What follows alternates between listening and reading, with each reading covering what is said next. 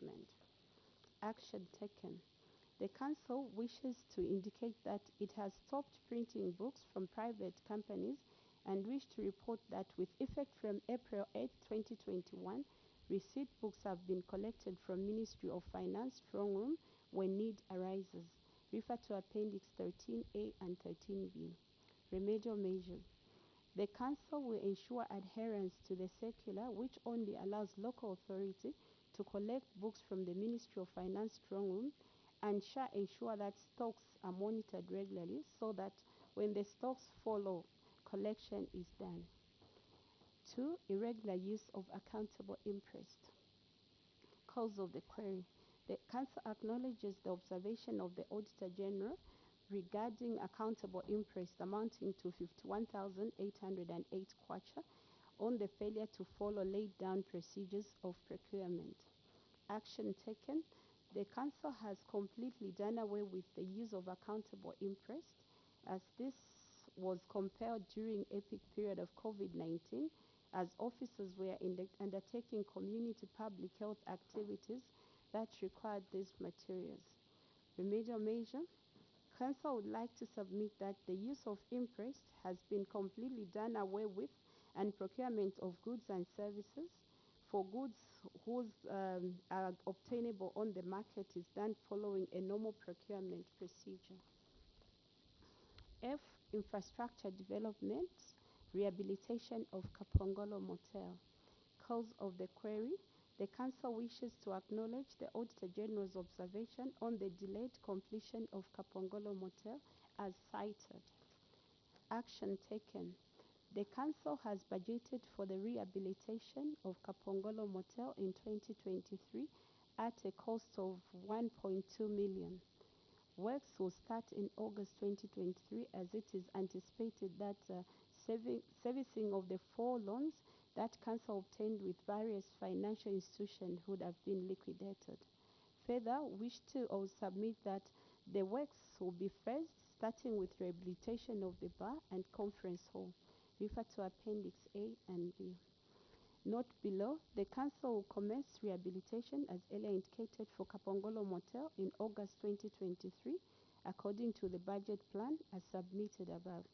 This is because the institutional loans acquired are secured by the 20% capital component of 254,528 of the Local Government Equalization Fund, which is 1.272643. Will be liquidated fully by August 2023 as reflected in the table below. Also refer to Appendix 15, Chair. Remedial measure. The Council will ensure to undertake projects that will be completed within the budgeted period to avoid carrying forward works that will deter progress in revenue generation and service delivery. Management of Constituency Development Fund. Chair, I beg that we go to page 20.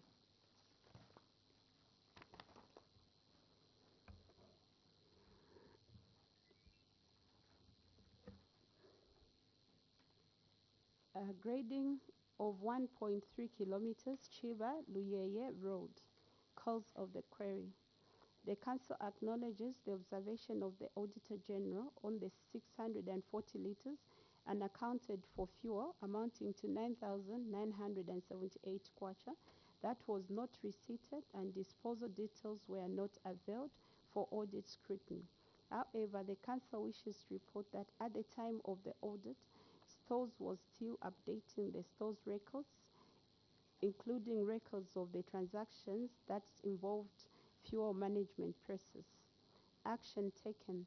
The Council wishes to submit that all fuel records have been updated, receipts have been obtained from the supplier, and disposal details have been available for audit verification. Refer to Appendix 16. Remedial measure. A new system in the management of fuel has been introduced where receipts and all disposable details are completed on time and securely kept. This will lessen the time taken to update the records on the fuel management. Construction of a 1x4 classroom block at Luawe Day Secondary School. Cause of the query. The contractor completed the works on the project that included roofing according to the scope of works. However, this was phased project and additional funding was supposed to be allocated for beam filling, which took longer and led to the blowing off of the roof as beam filling was not part of his works. Action taken. The council has allocated additional funds to the project towards beam filling and other outstanding works. Refer to Appendix 17A and 17B. Remedial measures. The council has introduced full contracts as compared to phased approach in executing projects to avoid stalling. Further, the council has strengthened monitoring to ensure that payment is only done for completed projects. Grading and graveling of 23.1 kilometer Mlenga Hills Road. Cause of the query. The council acknowledged the observation of the Auditor General. However, the money allocated to the project was not enough to meet the scope of works. Further, the fluctuations in the fuel pump price meant that only 7.5 kilometers of the road could be completed with the initial allocated amount. Action taken, Chair. The council has rescoped the works and additional funds has since been allocated to the project to ensure completion. Remedial measure. The council has undertaken to allocate enough resources to projects to ensure completion. Further, the council will only undertake full contracts as opposed to labor-based contracts. Completion of 1x3 classroom block at Twikatane Primary School. Cause of the query. The council acknowledges the Auditor General's observation regarding the delay in the completion of flooring, painting and decoration. However, the council wishes to submit that this was labor-based project and the council has procured all the materials, but the PTA had not engaged the person to do the works as at the time of the audit. See Appendix 18A. Action taken. The council has undertaken to write to the school to ensure that they engage a competent person to complete the outstanding works. See Appendix 18B. Remedial measures. Chair, the council will no longer do labor-based projects to make sure that projects are entirely completed with a specified time frame. H. Management of liabilities. Failure to remit statutory and other obligations. Cause of the query. The council wishes to acknowledge the observation and recommendation from Auditor General. However, the council would like to submit that the non-remittance, Chair, I beg to correct, they are supposed to read statutory and not staff. The non-remittance of statutory obligation was due to liquidity challenges. Action taken. Following engagements with the institutions, the council wishes to submit that it has started paying the debt owed in installments and the current amounts as and when they fall due to avoid building up of debt. Refer to Appendix 19. Chair, the council has so far paid 3,284,988 kwacha. The table below shows the current status. Remedial measure. Chair, the council wishes to report that it will undertake to settle the sums due to various statutory bodies. As I earlier indicated, Chair, instead of staff, it's supposed to read statutory bodies as and when it falls due. This will be achieved through increase in the revenue base by ensuring that the following strategies are implemented, such as sensitization on the payment of local taxes, updating of the main valuation row, formation of revenue task force and engagement of revenue agents from WDCs for collection of revenue at council barriers which are outside the radius of 10 kilometers from the civic center. 2. Failure to settle staff obligation. Cause of the query. Chair, the cause of the query. The council wishes to acknowledge the observation and recommendation from the Auditor General. However, the Council would like to submit that the non-remittance of staff obligation was due to liquidity challenges. Action taken. The Council wishes to indicate that it has commenced the liquidation of outstanding staff obligations in installments and ensure that it avoids building up future debts.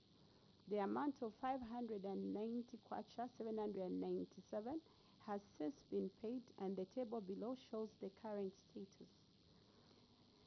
The Council has started paying salaries for 2023 fiscal year and has a plan to settle the arrears as and when the funds are made available.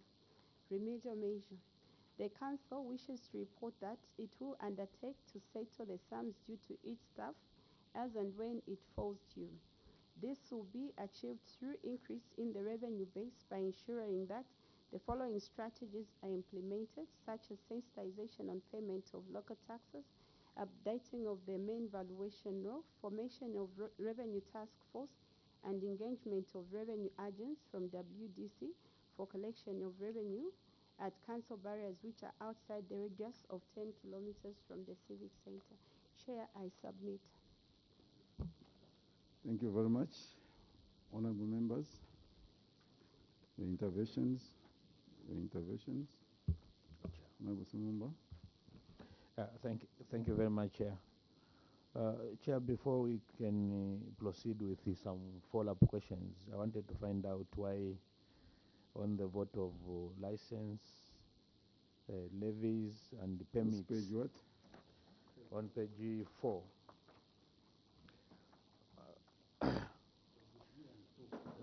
Licenses, levies, and permits.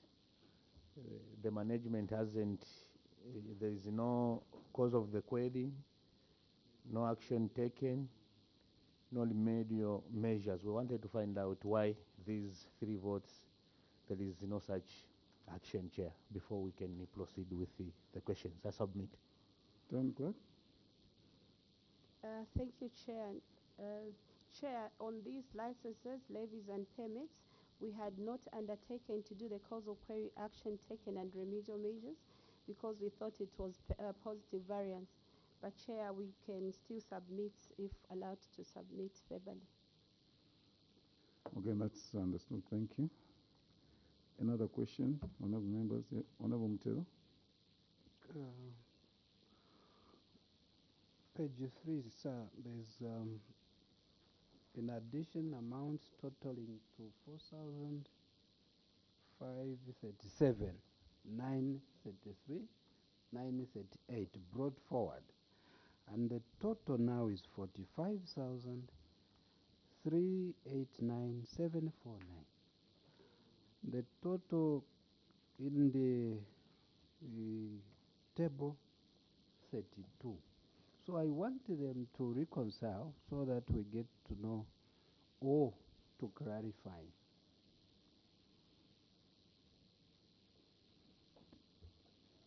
So that, sir, we have one total.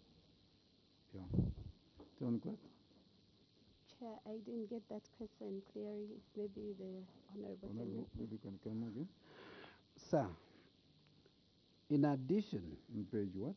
page 3, Yes. amounts totaling to 4,537,938 were brought forward from 2020, bringing the total funds available to 45,389,749 kwacha. But in the table, there is 30,651,811. When you add that 4 million, if anything, then it should be 35 million. But we are given million. Where? Okay, we'll ask the Auditor General to respond, to clarify. Or the DF? No, Auditor General has indicated they have a clarification. Thank you, Chair. I think on this one I will excuse the client we will need to reconcile the figures with the client. We take note, Chair. I submit. Okay, thank you. Another question, Honorable?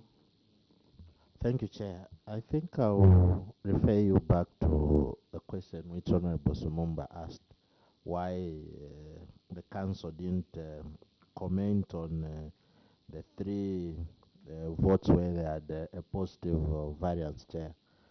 I would like to find out what made them to have a positive variance on these three votes, which are all local taxes, and failed to post a positive variance on local taxes and fees and charges. Because if they had said something on the three other votes which they had posted a local variance, a positive variance, it would have been easy for us to even ask them questions on the two where they had a negative variance. I submit. Town Clerk, maybe DF would help you. Please feel free to get Thank you, assistance Chair. from your officers. Thank you, Chair. I seek the indulgence of the DF. DF. Thank you, Chair. On this one, we followed the procedure of preparing the financial statement. Normally, you are only required to state the problem where balances are negative. On this one, we overperformed. The only thing that we were supposed to do as a council is to do the environment, because we exceeded the budget. And the reason is to exceed the budget because of the strategies that council implemented of ensuring that, number one, sensitization was taken on time, because normally licenses they start in the period of August and September, but council started earlier to ensure that business owners are sensitized, and also the amount which was supposed to be paid were communicated, and data collection was collected on time. That's what caused the council to overcorrect on this one. The one thing that we didn't do is the environment, so that we align what was budgeted considering what was collected. Chair. Yes. Thank you. Honorable Sumumba, Honorable Tembo, and then Honorable Nyambose in that fashion. Thank you very much. Chair, I wanted to find out if the very three votes were queried by the external auditors or not. I submit, Chair. Thank you. Honorable, before you respond, Honorable Tembo. Thank you, Chair. I just want to find out from you, TC, how often do you review your budget? Thank you, Chair. Thank you. Honorable Nyambose, one question as well. Thank you, Chair. Chair, it's just a clarification.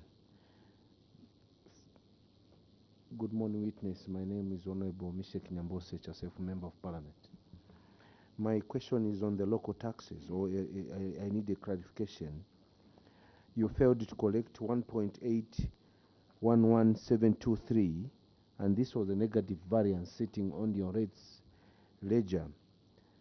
Now you have, in your action taken, TC, you have indicated that you have collected this amount that was outstanding then. And you have highlighted down there in your report that you collected from those companies. Those are corporate institutions. My question to you, Town Clerk, and the team is that you never had the outstanding rates from residents or maybe residential properties other than the corporate institutions. And if so, I want to commend you for that, if that was the case, because you'll be the only council in this country that all residential properties are paid apart from corporate bodies, which you collected. Thank you. Town Clerk, there are two questions. Thank you, Chair. The first question on the review of the budget, Chair, I must indicate that we do the review of our budget on a quarterly basis. Every quarter we do the review. We sit as management and middle management to review the performance of our budget. On the next item to do with residential properties, Chair, I must indicate that the 1,800,000 we collected from those as underlisted together with other properties, but we had indicated because this amount was collected. But I must indicate, Chair, that from the residential property owners, we are still having them, those who haven't paid. we have residential property owners whom haven't yet paid. And even up to date, we are struggling as a council to ensure that we do the collection. That's why if you saw in our response in other queries, we've indicated the engagement of court bailiffs so that they assist in the collection. Thank you, Chair. There was another question from Honorable Simumba, the first one. Maybe you can come again. Can you repeat that question? Thank you, Chair. I wanted to find out if these votes, licenses, levies, and permits were queried by the external auditors or not. Director of Chair. Finance, yes. Yes, Chair. If we go to page 3 and check on the table, on the column where balances have been indicated, we can see the figures which are in brackets. Those are indicating that auditors queried them because they are negative balances, Chair. On page 3? On page 3.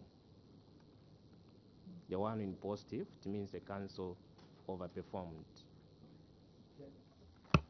Thank you. Yes, we wanted an explanation, Chair, to find out why there was this positive variances.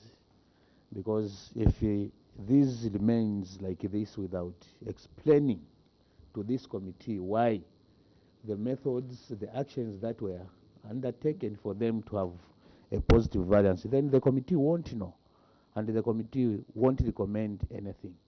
I submit, Chair. Okay, maybe we'll ask them, other than giving an oral submission, maybe they can provide an addendum to Secretariat, please. Thank you. Yes. I have a follow-up question on the first question on the local taxes. I want to seek your understanding, DF and the town clerk and the team. The total budget for rates is 4,036,492, is it? This includes residential properties and the corporate institutions, correct? This is the total budgeted. And you performed very well. According to your performance, you collected 2 million out of the total 4 million. You collected 2,224,769. You had a negative variance of 1,811,723. Town clerk. Are you together? Are we together? Now, from the action taken, this outstanding or this variance, negative variance, it is attributed to corporate institutions whom you have highlighted in your action taken report, and you have given the answer to the response to say you have since collected it. Now, since you have collected this and you have indicated the institutions that have paid for this, you insinuate or imputing that you had no outstanding rates on residential properties. Am I correct to believe the way you have explained? Because you have indicated the companies, maybe I read them, that you collected the 1.8 million from FRA, Northern Coffee Corporation, ZESCO Limited, National Airports Corporation, Zambia Development Agency, Godfrey Kaonga, Zambia National Building Society, Mad, I don't know, I'm Tumbuka, Mad Hassan, whatever the name is there, Devi Vinayaka Enterprises, Nobo Sofu, Matthews Chinga, John Chinunda, and the Village Industry.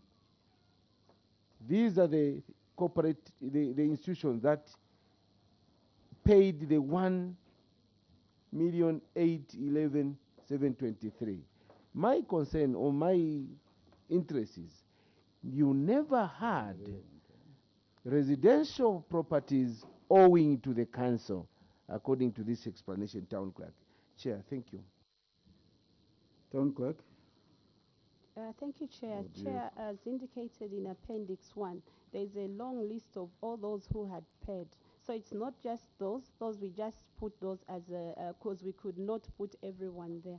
but if you go to Appendix 1, Chair, we have underlisted all those property owners that had paid, inclusive residential. So those were just a sample, but we in Appendix 1, if you go to Appendix 1, Chair, we've undertaken to attach, and the amount is even way beyond 1.8, because what was queried was a 1.8, but what was outstanding was actually more than 1.8 million, Chair.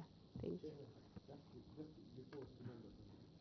So indicating that you collected 100% rates after this 1.8, because according to this report, you budgeted to collect 4 million, you collected 2.2, you had a negative variance. What was sitting as the rates billing as of December 2021? January to December 2021, what was budgeted for was 4,036,492. You collected 2,224,769 with a negative variance. That was sitting for that particular period under review. And you since collected 100% for the year 2021. Correct, Town Clerk? Yes or no? Chair, the budgeted 4,036,492. Chair, I must indicate we had under budgeted, because the collection, that which we had collected, if you look at what we collected and what was budgeted, it's showing 100%. But if you go to the rateable properties, that which we had, it was way beyond a 4 million then. So, Chair, it was an anomaly on our side. We had under budgeted over 4 million. We should have budgeted for every property that was rateable. Thank you, Chair. So in short, you collected 100%. That was his question, isn't it? That which we had undertaken. According to that query. Yes, Honorable Simumba, and then Honorable. On the same, Chair, I wanted, before I could ask my question, if there are some outstanding rates which are on residential rates. Do you have any outstanding on residential rates? Town Clerk. Chair, we have on the outstanding. Chair, for 2021-2022, we have outstanding, Chair. Thank you very much, Chair. So where are they sitting, those outstanding, if you collected 100%? So those who haven't paid, then where are they sitting? On which vote? Town Clerk. Chair, like I indicated, we had under budgeted, so we had to reconcile when we noted that we had under budgeted. Because in the evaluation row, we had more than the 4.36 million. Okay. Yes, Honorable Nyambas. Yeah, just a concern, the last one on the same. Mm. What informs your budgeting? Is it the valuation row, or you just pick a few that you are going to budget to target, or it is the valuation row? Because if it's a valuation row, you are supposed to state everything that is sitting in the valuation row. And if this is what you budgeted, this is how you budgeted, how are you, what motivates you to follow up the people you never budgeted to collect from? And how are you going to account for the same money once it is paid if it was not budgeted for? Thank you, Chair. Ask Honorable Mutero to ask that question, and then you can combine. In the first place, sir, just to appreciate that the way they have arranged the document, it's clear you are able to follow. Thank you so much. But on the same, you issued out demand notices. When did you issue out those demand notices? And after issuing out, no, we have collected. I've gone to the list on Appendix 1. The first payment is showing January, and we have gone all the way up to December. So when did you issue out the demand notices that culminated into you now coming to tell us we have collected everything.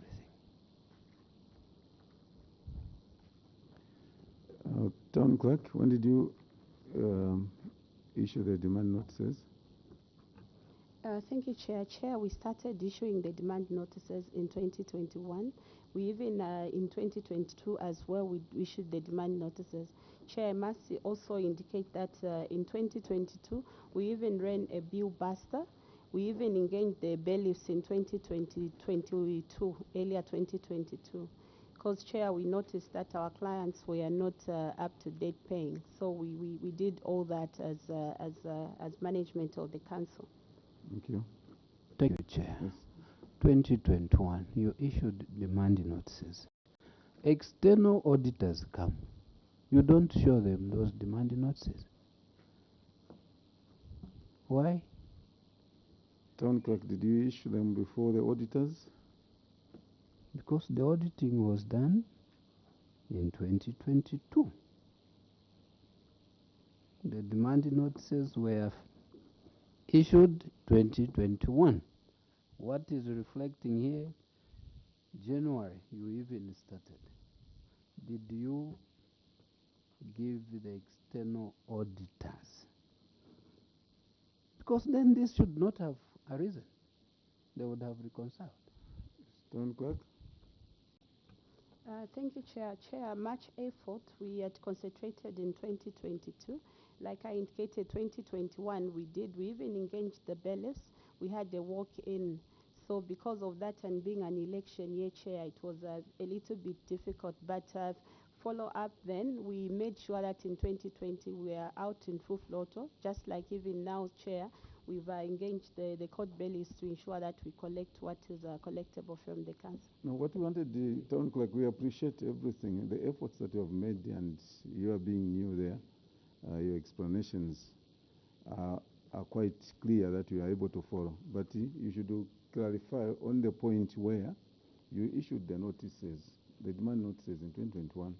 So when the auditors came, external auditors, why wasn't it easy for you to say no, on this one, this is what we have done, these are the notices? So then the auditors would have dropped the query.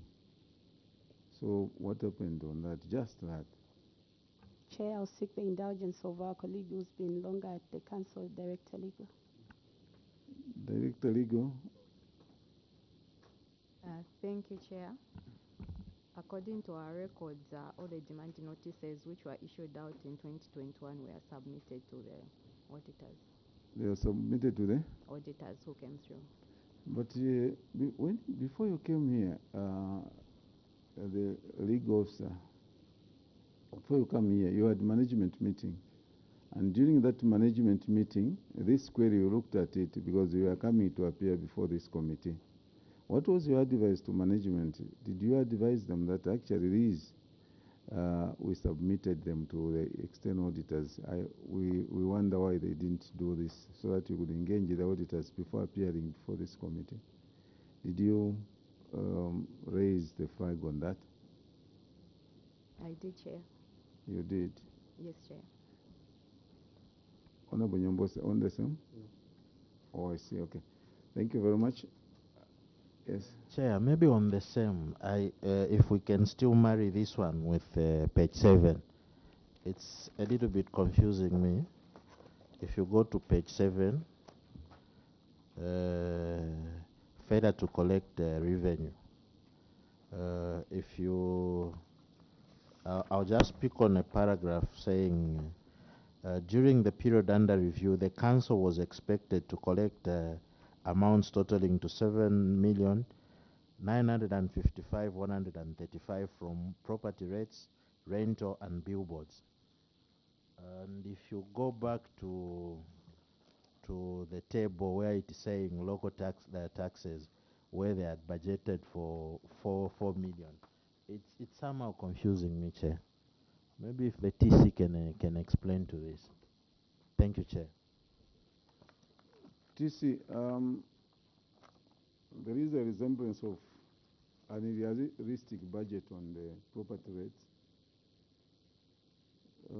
Definitely from looking at these figures, looking at these votes, one would realize, just like you have put it, that actually you under budgeted. So it's appearing that the budget is very, very unrealistic. I don't know what would be your comment on these contradicting figures. What would you comment?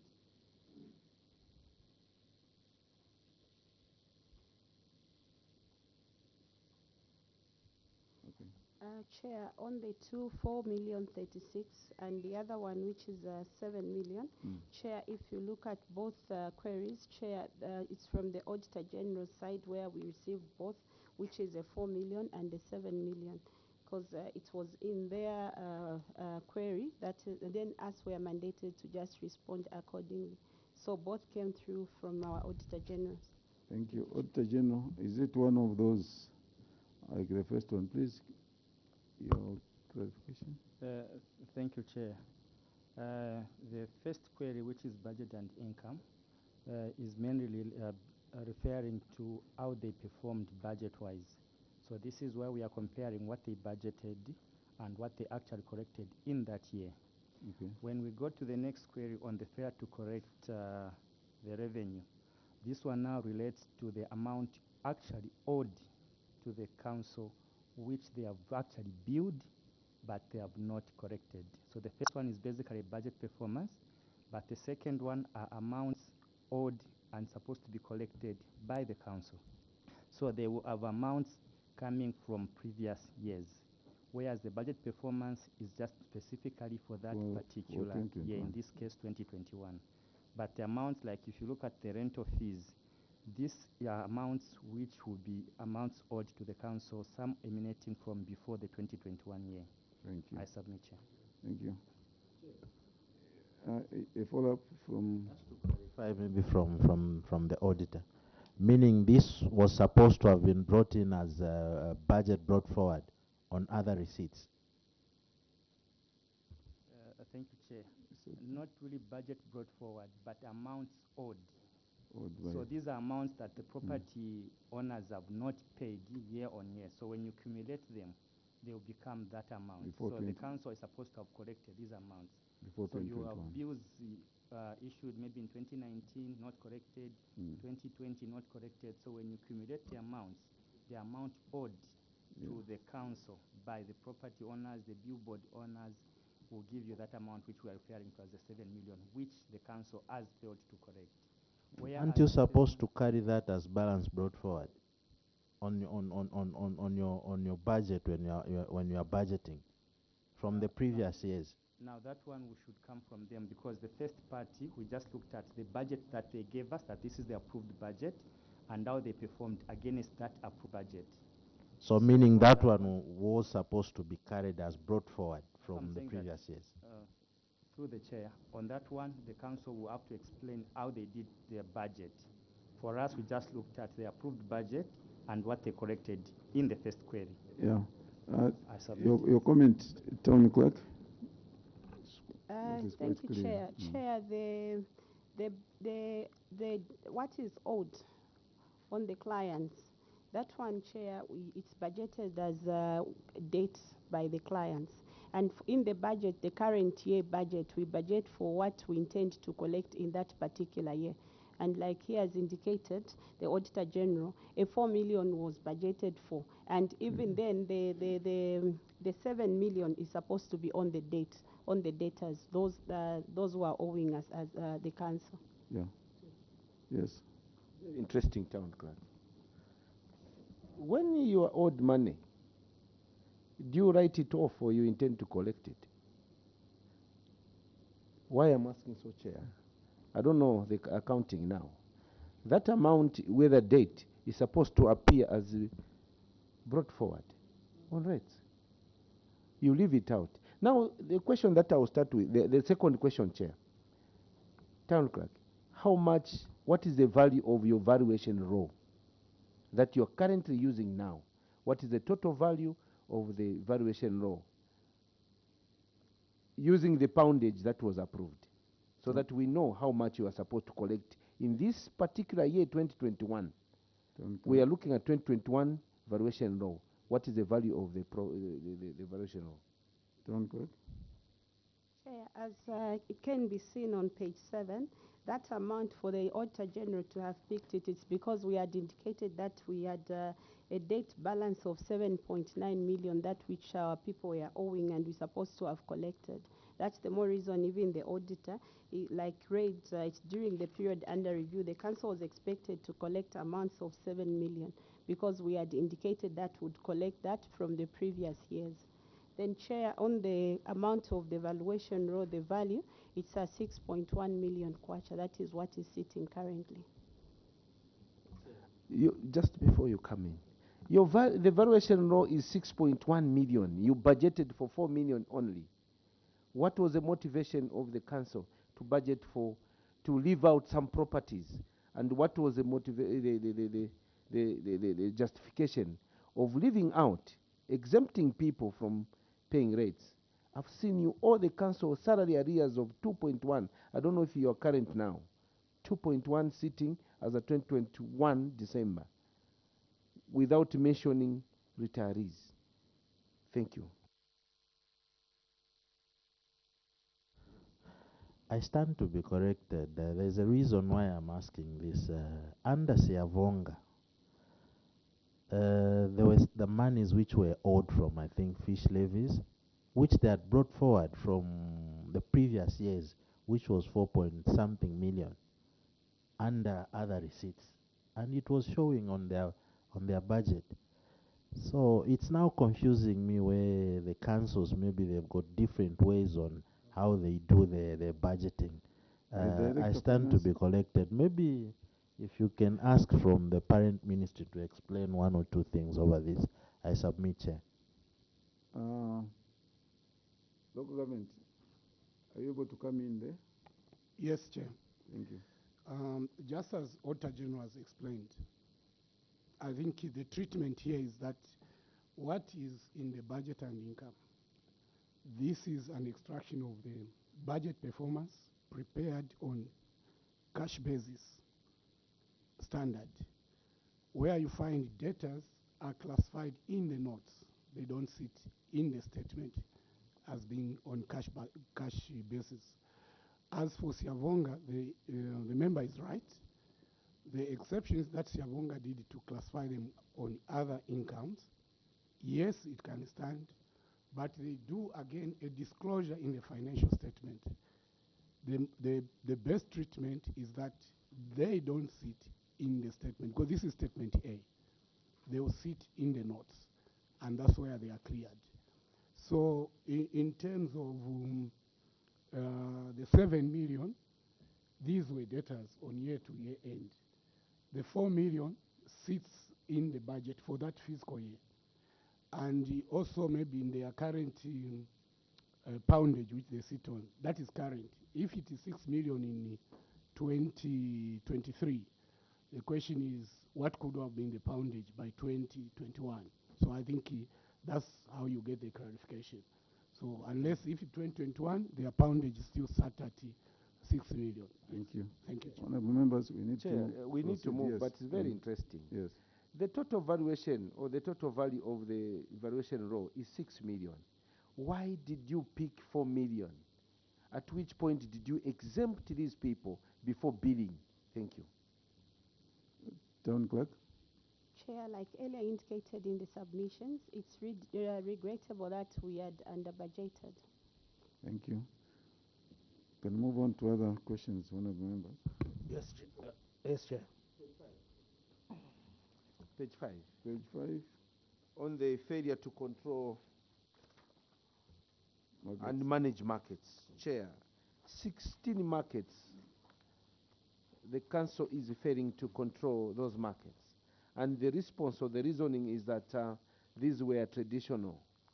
And I'm sure the Markets and Bus Stations Act stipulates the mandate of the council in terms of governance, which includes management of everything under the council. Why did they to manage these 16 markets? Thank you. Town clerk? Thank you, Chair. Chair, like rightly indicated, the Market and Bus Station Act of number 7 of 2007 mandates the local authorities to ensure that they manage the markets. But like indicated, Chair, the CBD, the land for the council, these markets are not falling within, and they were managed by the traditional leadership. And upon realizing that, Chair, we had indicated in the submission that we've secured a council resolution to ensure that these markets are gazetted, because at the time of the query, these markets were not gazetted. And Chair, I must indicate that we've been engaging the traditional leadership over the same to ensure that the council takes over the management of these markets, because according to law, even if it's in the traditional leadership, because this is a public place where people are convening, they're supposed to be managed by the council. So, Chair, I must indicate we're in contact engagement with the traditional leadership, because we can't just put those and push ourselves to say we'll start running them. We need to engage each other with the stakeholders so that they understand the reasoning behind.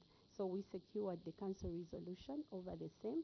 And Chair, we've been sitting with them and we are seeing light at the end of the tunnel. We should be able to start managing these markets. Thank you, Chair. I'm happy, Town Clerk, you have indicated that the council has jurisdiction on all public places. And the council is supposed to collect monies from any business taking place within the jurisdiction of the council and within the laws, which are very adequate. Why have you indicated, why have you chosen to say there is no gazette notice when you are already empowered by law, by virtue of you being the local government that you are supposed to govern, which means managing these places, but you have indicated to say it is only through a gazette notice. Is it true that you can only manage through a gazette notice, or by virtue of you being a local authority, you have jurisdiction over such public places? Second, when did you start these engagements? Is it 2021? Is it 2020? 2019? And that light that you are seeing at the end of the tunnel, this is 2023. What is stopping the council from collecting from these public places? Thank you. Town Clerk. Chair, like the Honorable has indicated, yes, we're supposed to ensure that we manage them as a local authority. But like I indicated earlier, Chair, they are sitting in the traditional leadership despite being public places.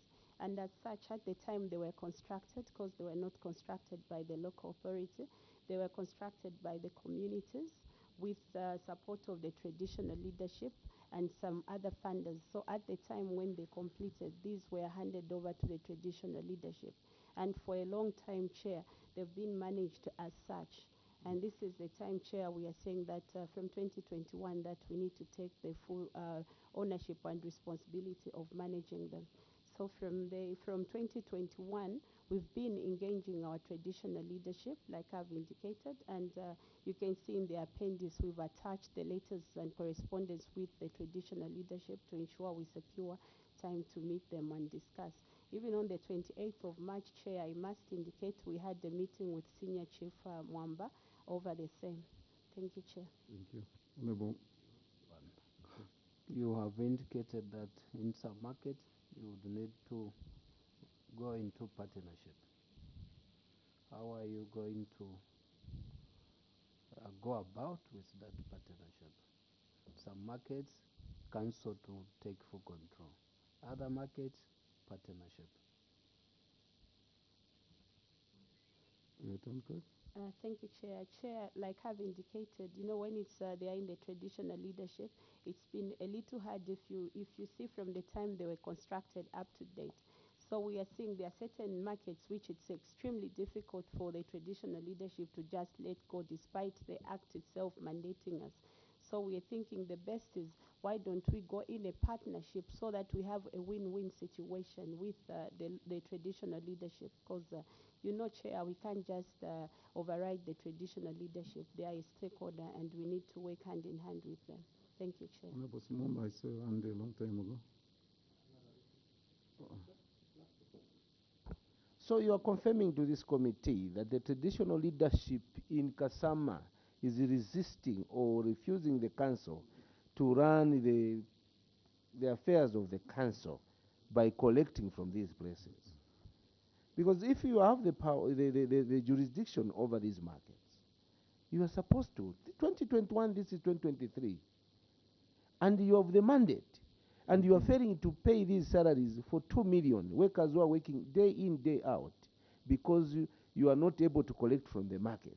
Thank you, Honorable Nyambose. I think we will not take that route that the traditional leadership is resisting, because what is submitted is that you have started engaging them as stakeholders. We don't want them to hear that when you went to Lusaka, we were watching you, and no. Honorable Sumumba. Thank you, Chair. I'll take you to page 8, uncollected revenue. Chair, I'm interested on the rentals here on the table. You find that because of the query, the council wish to submit that the under collection of 41,455 property rates arrears was a result of the outbreak of COVID-19. Chair, they've given us a reason as to why they never corrected, stating to say COVID-19 was a reason. Now, action taken, Chair, they're saying the council has issued eviction notices to all the tenants that have got outstanding balances. Chair, I wanted to find out why should you issue the eviction notices to the tenants who have failed to pay the outstanding balances because of COVID? You have stated to say it's because of COVID why you didn't collect yourself. Again, you have gone further to the tenants. You issue eviction notices. Why? Is this being fair to the tenants or not? I submit, Chair. Town Clerk. Thank you, Chair. Chair, the reason we've undertaken to issue the eviction notices, we've issued to those who have not paid up to date. Because, Chair, I must indicate COVID-19, we do not have it as it used to be in 2021. And, Chair, in 2021, yes, we were a little relaxed because some of them even closed up. But for those who are operating this time, we cannot use COVID-19 as a basis of not having paid. So, Chair, after 2021, 2022, we decided to issue the eviction notices because that is no longer a valid reason for them to continue using it. Thank you, Chair. Chair, over the same. If you check on the variance, it's 41,000. But if you check on your cause of query, you've correctly indicated 41,445. On the action taken, you said the council has collected a total amount of 164. Is this correct, or it was just an error? Because it's not matching up if you check even on your table and what you've written on the action taken. I submit, Chair. Town Clerk. Chair, the correct position in action taken, the 164 is correct because that one is showing as at 31st December 2022. At the time of the query in 2021, that was what was owing, but we have collected up to 164 to show that our clients have now started paying those who were not paying. And a few those who did not pay, we've evicted. But I must indicate, Chair, that in the 41,455, we have those who are evicted, those who have not paid. But those who started paying, they paid what they were owing to the council, and they've continued paying. And, Chair, we can submit to the Secretariat. As we are speaking, we've got almost 119,000 as at 2023, April 4th, the payments that we've collected. It's just showing that they've been consistent now, Chair. Town Clerk would want that submission to be made to the Secretariat. We don't just take oral things. And honorable members, 1, 2, 3 questions, we move. We Chair, have, the question, in the Chair. interest of time. Yes. Town clerk, earlier, when we were querying about the budget, you indicated that you only picked what was budgeted for. And the other query was on why didn't you give responses where you had positive variances, and you said you only concentrated where you had the issues. Now here, the question from Honorable Kapampi is, why do you bring issues like 164,737, which was not part of the query, which was not part of the outstanding? In my view, where I'm standing, I'm looking at January to December 2021, and what was outstanding was the 41,555. Why have you explained the things which were not even asked? You are giving figures that were not even asked. Why have you done that? Then coming to the second question, Chair, on the billboards. Billboards, you budgeted to collect 1,789,936. You only collected 83,600 kwacha.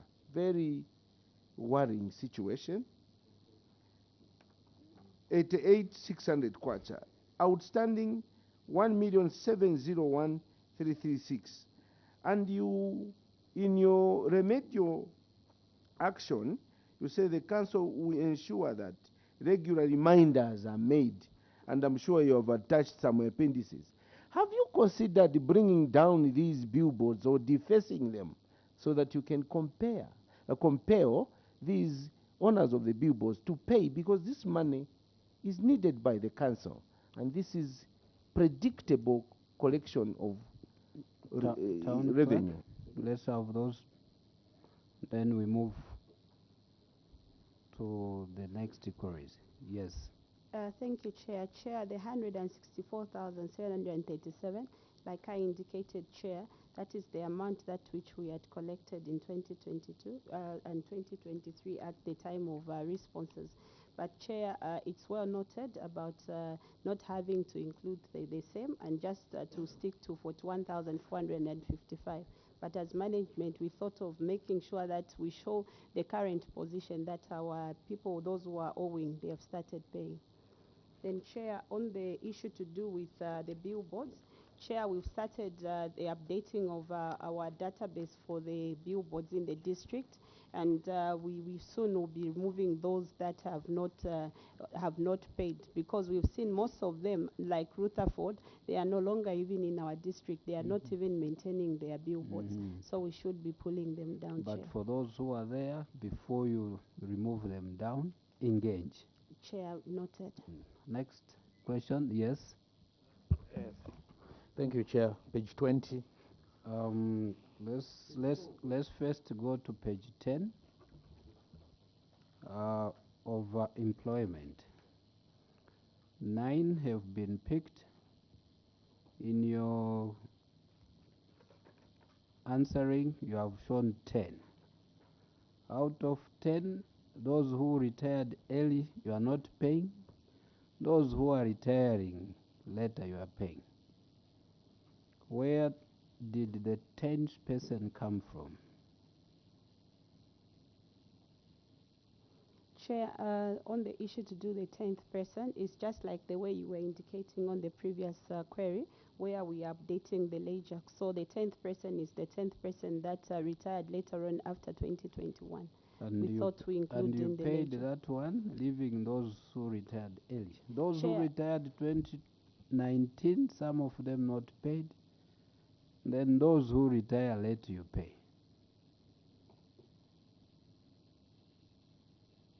Chair, the Lawrence Walia, it was not actually a retirement, it's deceased. So, Chair, we looked at the amount that was involved, 64,776 kwacha.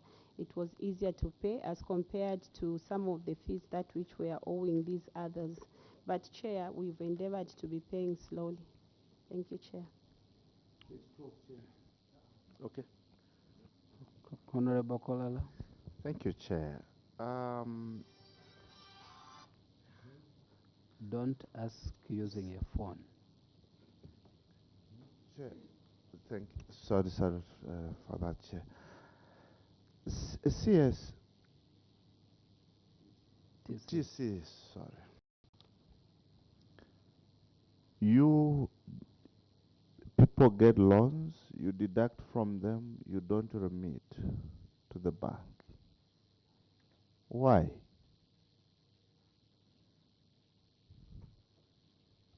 TC. Thank you, Honorable Member, for that. Just straight to the point questions. Honorable members, let's endeavor to be doing that to save on time. Chair, this is regrettable. We were deducting from the employees and we are not remitting. But like submitted in the action taken, we've begun ensuring that we pay. Thank you, Chair. Next question. Page 12.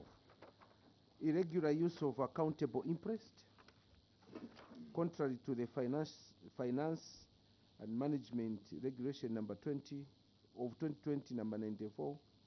Accountable interest means interest that is used as payment to facilitate purchase of goods and services whose value cannot be ascertained at the time of payment, for which interest holder is required to submit receipts. Fast forward, contrary to the regulation, you went ahead to pay 5 officers 51,508 to procure goods and services whose value were obtainable on the market, but you used the interest system.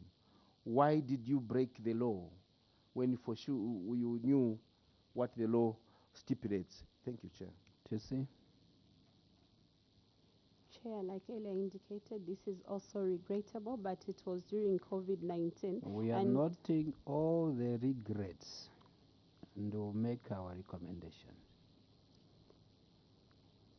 Next question. Chair, I wanted to give an explanation to this one. We were buying the COVID-19 materials and looking at the procedure of procurement, we looked at it that it would take longer because some of the materials of COVID, they were needed immediately, and because of that, we are getting the interest. Thank you, Chair. So the interest was in connection with COVID materials? Yes, Chair. Okay. Thank you. Next question. Page 20. Page 20. Yes, Chair. Unaccounted for fuel. Yes, sir. Chair, I know that this is 2021 audit, and they have indicated to say there are some receipts which they have attached on Appendix 16. Yes. Now, the receipts are indicating 2022. I wanted to find out when was this fuel drawn? Was it in 2021 or 2022? I submit, Chair. TC? Thank you, Chair. Chair, the fuel were drawn in 2021. Thank you very much, Chair. But why were receipts not issued in 2021? Instead, they were issued in 2022. TC? Chair, I seek the indulgence of Director of Finance. Director of Finance? Yes, Chair. The receipts which we got in 2022 are those receipts where because the fuel was left at the filling station, there was a balance which was not drawn by engineering department. You've indicated to say at the time of auditing, you had not yet done all your books. After they left, that's when you did. Are you not reading your own report? I'm not here to help you because you have explained that. But what is now, go to your Appendix 16, the last page.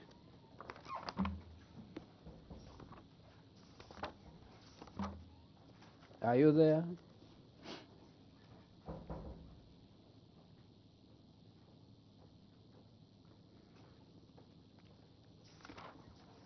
Where you have done the totals?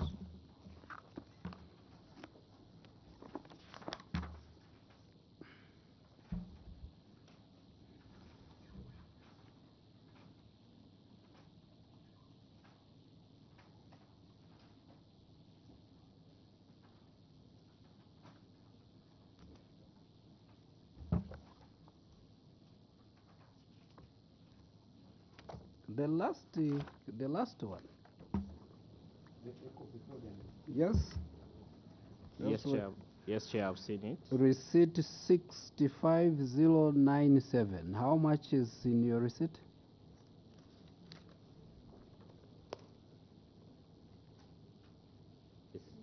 The same, the first one, the first receipt is 2.4 million. How much is in the other receipts? Just you look into your receipts, the ones you have given us, and what you have explained.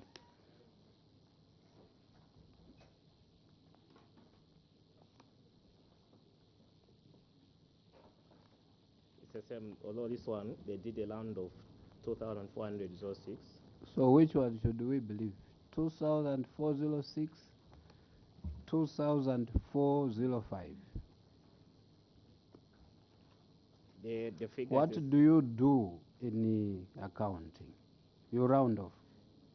No, the Chair, the statements, that puts the action, including the decimals, but on the receipts, like the person was writing the receipts at the filling station. Did that person was do a rounding. right thing? No, they didn't do the right thing. They're supposed even to include the decimals. If you add up, will they add up? No, there will be an addition because of the point. Yes.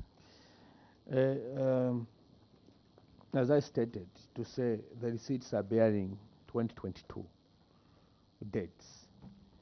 I wanted to find out if this is a way of doing things where the activity happened in 2021.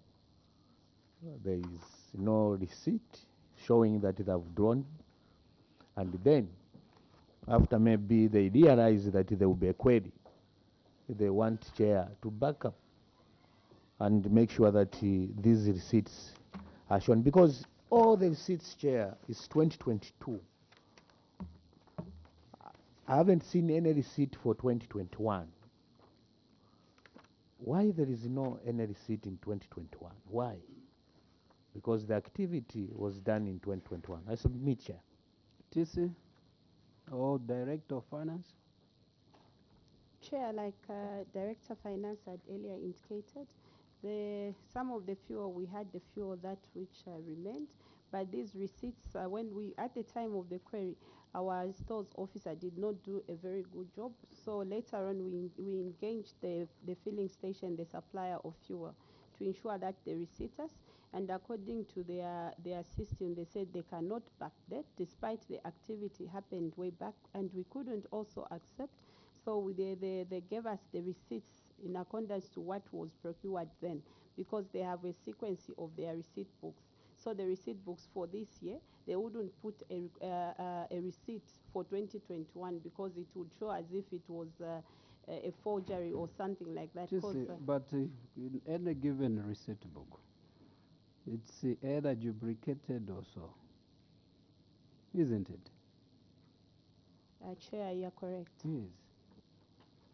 So no wonder he's asking to say, maybe you just agreed. Chair, at the time in 2021, we did not get the receipts then. Why? The question is, when you engaged the filling station, they should have produced the receipts for the exact dates when the fuel was being drawn.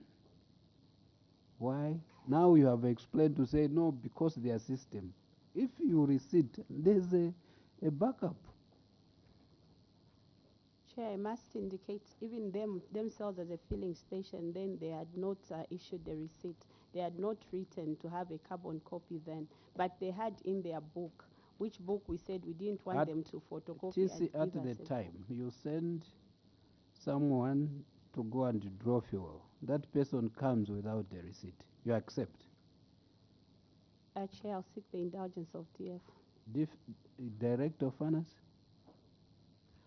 Yes, Chair. Normally, a block amount is paid to the filling station, and when the activity starts, that's when now the receipts. That's when you start getting the receipts, depending on what the user department requests. Exactly. Now here is the user department. Goes, draws fuel. Comes no receipt. Do you accept?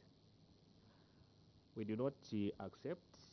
Also, we are the challenge in the office because one have one stores officer, and the district has got 2 constituents. So for how long? For how long are you in Kasama? From last year August yes. to date. That's as to why you've now gone there, to put things straight. Can I also contribute? I think even if you have just gone to Kasama, I think we have standards, accounting standards, and the principles is what should guide your responses. The chair is asking very simple questions. Even if you are not there, is it a standard that people draw fuel, even if you have paid the block amount, without any acquittal? Then you come and acquit in 2025. That's when you are saying because auditors have come. That is not the standard. Because chairperson, it's quite shocking that a council which is limping, you set aside financial regulations. Question, you set honorable aside. member. The question is, DF, where was the audit or the auditor in when they were drawing these fuels from the filling station? Auditor. Chair, thank you very much for this question. Chair, this is regrettable because this amount was on the statement. It wasn't captured by the stores. So when it was captured, when it was found by the auditor, we thought we need to normalize this. I thank you, Chair. Why was it not captured by the stores? Chair, I think it was an anomaly. Let me just say it was an anomaly on the part of the stores to make sure that they must collect the statement. TC, are you noting all the anomalies with your officers? Chair, all the anomalies have been noted, and actually, Chair, I must indicate that we've corrected the situation. We've put a system in place. What have you done to those officers by correcting the situation? Chair, the officer who was there then is no longer in Kasama. All right. We'll ask your mother. Let's have 1 or 2 final questions, so that page 24, Chair. Page 24. 24, Chair, is I will summarize them. I'll put them in one. Please just outstanding statutory obligations. Chair, we are different, Chair. We want to build up. It's very difficult to look at these issues. So allow me to do what I'm supposed to do. Outstanding statutory and other obligations totaling 33,343,525. Chair, outstanding staff obligations totaling 7,503,021. Maybe I will look at 24, Chair, where they have made some payments to 30 million, the outstanding statutory obligations. Chair, town clerk, is this council viable? If you cannot pay salaries, you cannot pay terminal benefits, you cannot pay settling in allowances, long service bonus, leave travel, you cannot even pay NIMA. How secure are the workers at Kasama Council currently? Recently, Chair, for your information, there was a TV program where workers were protesting. Is Kasama viable as it is right now to settle these obligations and render services that the council was created for the people of Kasama? Thank you, Chair. TC. Thank you, Chair. Chair, on the statutory obligations, we have undertaken to pay what is current, and we are dismantling what is arrears. And then on the staff obligations, the same situation. Chair, for this year 2023, we've undertaken to pay January, February, and March. and we are dismantling gradually the arrears on the staff obligations. Chair, like I've indicated, so for NAPSA, LASIF, and NEMA, including Madison Life Insurance, we're ensuring that what is current is paid so that our employees are safe. They can easily go to the hospital, and when they have bereavement, they can also be attended to. Thank you, Chair. Thank you so much. Finally, Yes, Honorable yes, Simumba. yes, Chair. And then, because TC you mentioned of COVID and he pressed money to buy COVID materials, Dr. Chilofia will introduce himself. Doc. My name is Dr. COVID. I'm Chitalo Chilofia, Member of Parliament for Manchester Central. Team Kasama, welcome. The last one, Chair, thank you very much. I wanted to find out where is the money coming from that you are dismantling the areas. I submit, Chair. TC? Chair, I think we have indicated, Chair, that we have come up with a task force, revenue task force, and we are ensuring that we are pushing our community and we are sensitizing our community to ensure that they pay. Then, Chair, we are also going to have a new valuation role. We have a good number of properties that were not captured, that were developed after the valuation role. The current one that we are using was put in place. So all those are avenues of revenue mobilization, as well as we are anticipating this year, Chair, that we have Forest P47 that was degazetted. And we right now we have taken the plots for numbering, so we shall ensure that the date that which we are owing from our staff, we liquidate using those avenues that we are trying as your management. Thank you, TC. Finally, Honorable Kolala, then we'll go to permanent witnesses. Thank you, Chair. TC, it's very unfortunate that it's maybe you might be the only one, or maybe the second one, only for this year. That still have issues of, missing receipts. That still have wasteful expenditure. That still have procuring of goods, books from. I think it's very unfortunate, and surely even the response that you had given on the issue of you deducting money from workers and you don't remit, you just say you regret. I think it was not sufficient. I hope this will not come next year, because next year it might not be friendly. Thank you, Chair. Permanent witnesses. Thank you, Chair. TC and your team, we've already audited you for 2022, and I want to believe you've received your into management letter. If not, you will soon be receiving. I would like to urge you that the document that you submitted to the committee is quite bulky, meaning had a lot of issues. Kindly ensure that you attend to the issues that have been raised in the into management letter and have them resolved during the audit process, so that next year at least we don't see you at all, or at least we see some improvement. For the submission that you have made to this committee, we will still come back and look at what you've submitted. You will be communicated to when we'll be coming. Ensure that the documents that you've said are in place as the audit has come to verify. I submit, Chair. Thank you. TC, you are already audited for 2022. We'll be meeting in 2023. Yes. Chair, I would like to apologize for coming late, and I missed the submission from TC, but I want to just comment on the stores issue. Fuel is a stores item, and I'm sure you know that ST, in trying to control the stores, he moved the stores from procurement to accounts so that the proper ledgers can be put in place. It's unfortunate that we are still having these problems when we have a full-fledged directorate to look at the stores items. I think we need to relook at your internal controls on stores. Thank you. Thank you very much, Chair. From the Accountant General's Office, Kasama, we just implore you to take care of the adverse outcomes, especially with your financial performance on those revenue issues.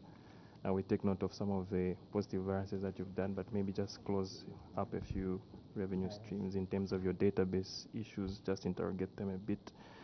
Then the debt management is of concern as well, so I'm sure there are some things that you've put in place to liquidate what's outstanding, and I hope it's effective enough. And on top of that, we just want to say follow all the financial regulations, because these are public funds that you are dealing with, so that you enforce your internal control systems. Thank you very much.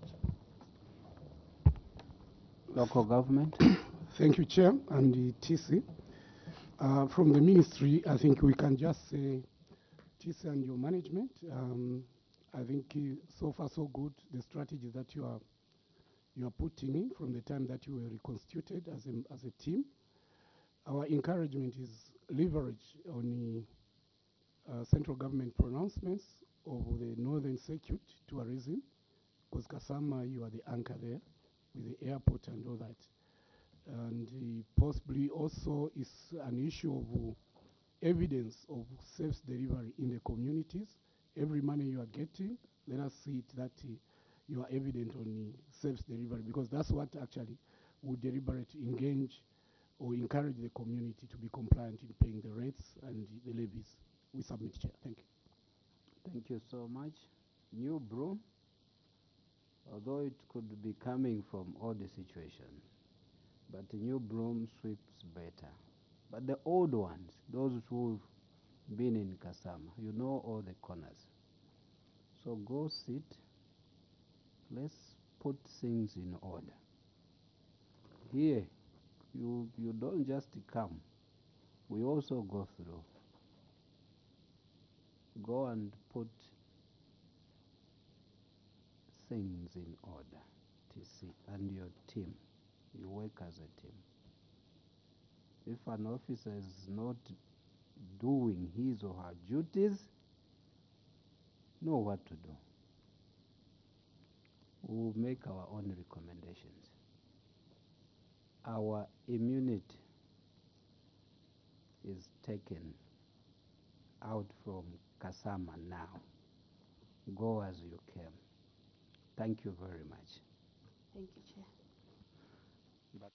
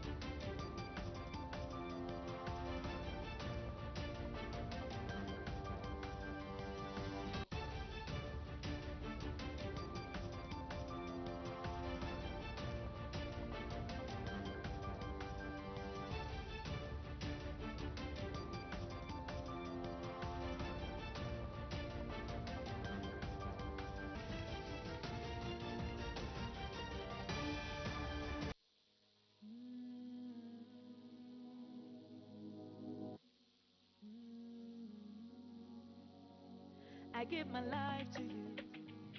Bokamba vinayanu bonze vimagwada. I choose to live for you. Mumayasha nazo nkuni bozula mani. Though I walk through the valley, yeah, I'll fear no evil.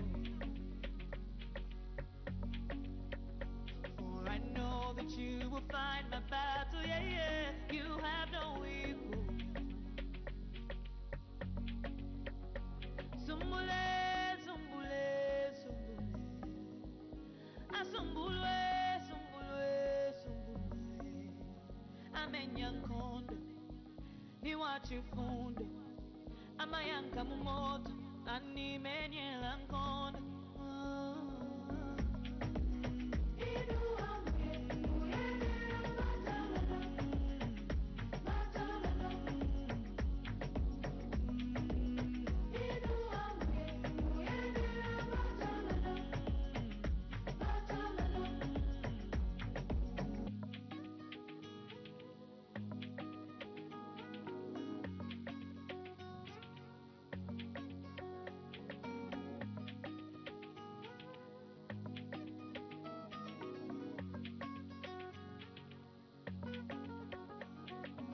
Though that arrow flies by day, though the terror troubles my night, your faithfulness will shield my way, and your word will be my light. And though I walk through the valley, yeah, I fear no evil.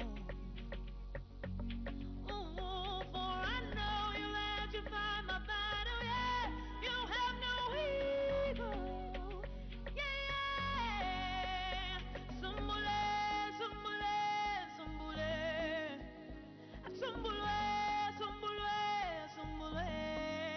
Amenya kodo, ni wachifundo. Amayanga mumato, animenyela kodo.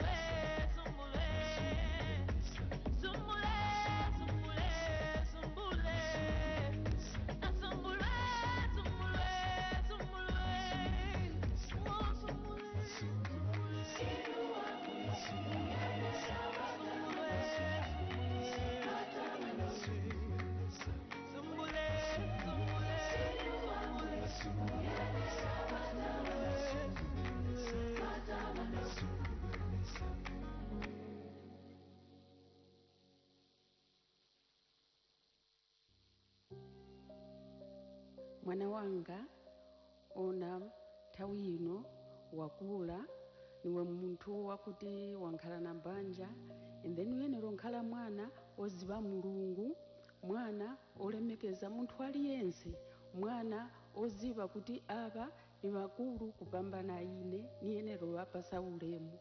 Uyenera upasa ulemu malingani munthu aliyense mkulu amene uwona kuti na tate vako na mai vako na mbuye vako wonse uyenera kuwapasa ulemu. Koma chikulu mu nyumba uyenera kuphunzitsa vana vako kuziva mulungu, na iwe uyenera kuziva mulungu. Ukaziva mulungu niko kuti vinthu vonse vizakuyendera bwino. Zikomo.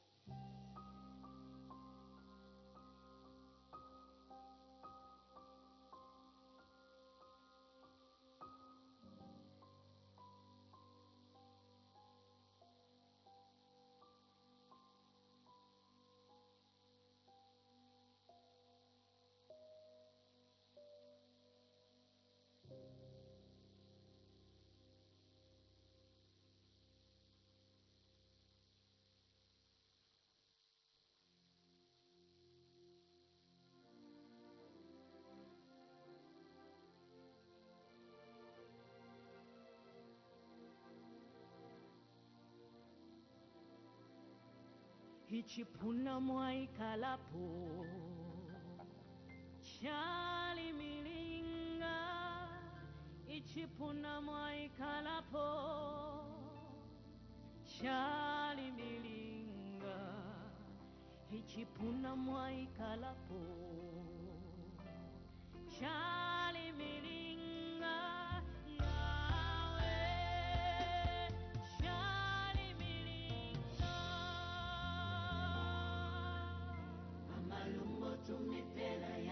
Amalumbayo, amalimiringa, amalumbo tumipela ya, ubukadobo, ubukadobo, oh yalimiringa mwelesa, amalumbo tumipela ya,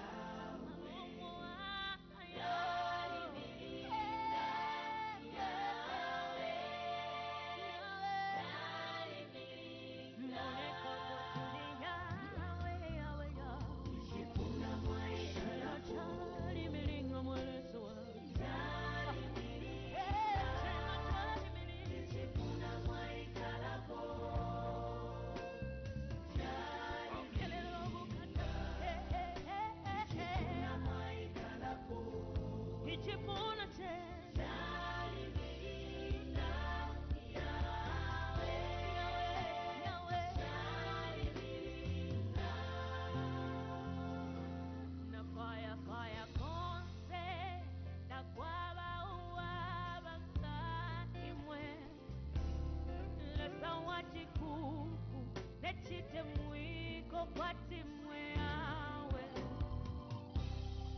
amapalo yenu yaba nesamba lyose yamonekela baba mishiba nabashamishiba yawe chipuna mwaikalapo chichipuna chichipuna chenu yawe mwaikalapo shori bilinga mwe shari bilinga oh ichipuna mwaikalapo shama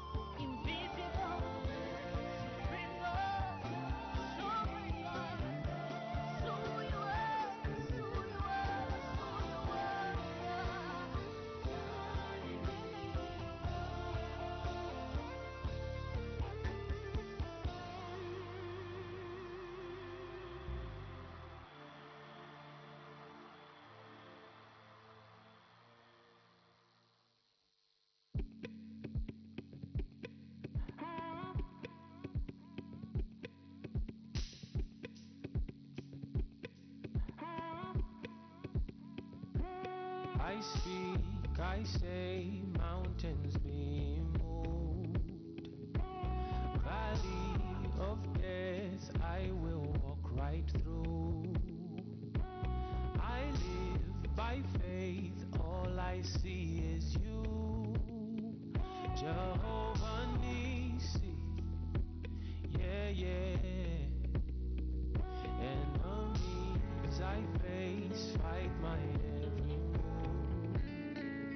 On my knees I pray, I will never lose. From the deep of clay you have brought me through. Jehovah Nissi, we call on you. Yeah. Yes, yes, you're the strong name I run to. Yes, yes, all my help will come from you. Yeah.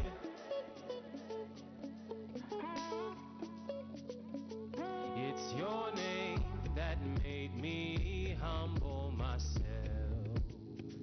It's your name only that brought me to my well.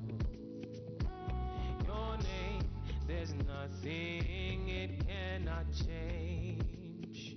It's your name, your name, your name. To let go of me, you would rather die. In your hands, everything shall multiply. Resurrected, ascended to the sky. Didn't know even death could be denied. Yes, yes, you're the strong name I run to. Yes, yes, all my help will come from you. Yeah, there's something you should know. You'd rather die than let you go. You'd rather die than let you go. You'd rather die than let you go. There's something you should know. You'd rather die than let you go. You'd rather die than let you go. You'd rather die than let you go. Yes, yes, you're the strong name I run to. Yes, yes, all my help will come from you. Yes, yes, you're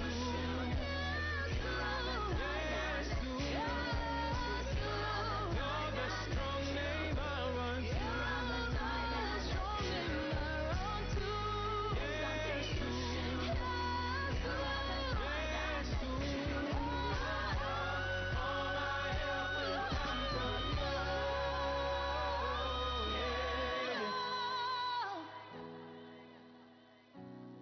You're the strong name I run to.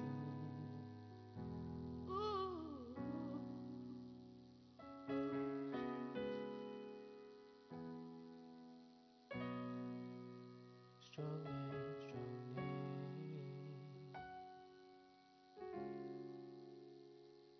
Yeah.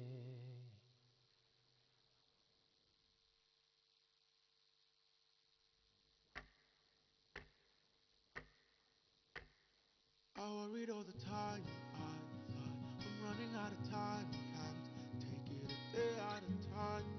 Sometimes, man, our dreams have been too long since we were only young kids, and now we've grown. They love still.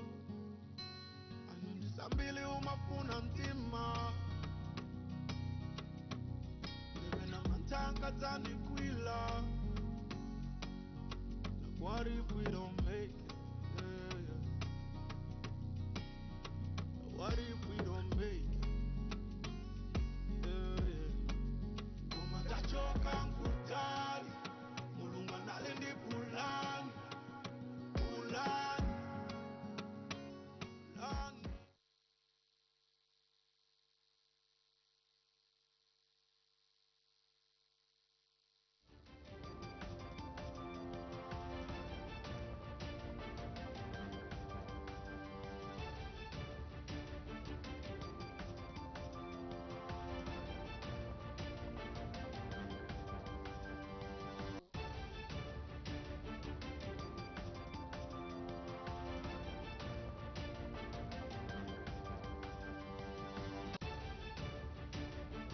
Nalolo, Amwezi Kolala, Member of Parliament from Kuru Constituency. Thank you.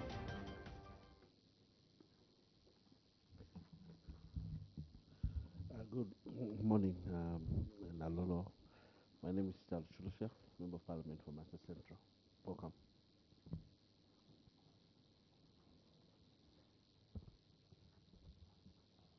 Morning. Good morning, Nalolo. My name is Harry Kamboni, Member of Parliament for Kalomo Central. Thank you. Good morning, Nalolo. Honorable Mishek Nyambose, Chasefu Member of Parliament. Permanent witnesses. Thank you, Chair, and good morning, everyone. My name is Chishimba Mwewa from the Office of the Auditor General. Thank you, Chair. Good morning. My name is Simon Munyama from the Office of the Auditor General. Good morning, CS and your team. My name is Martha Ndlovu from Ministry of Finance under the Controller of Internal Audit. Good morning once again, honorable members. Welcome, Nalolo. My name is Mumbasaka from Ministry of Finance and National Planning, Office of Accountant General. Thank you. Thank you, Chair. Welcome, Nalolo. I'm Kennedy Kazinga, permanent witness from the Ministry of Local Government and Rural Development. I submit. Secretariat. Morning. Moses Tuba from the Clerk's Office. Thank you. Now, traditionally, we would say Chijula Mlomo, which is cap 12 here. Before you open your mouth, you have to have the immunity that members of parliament do enjoy. So I do hereby install on you the powers and privileges of cap 12. You may now introduce yourselves.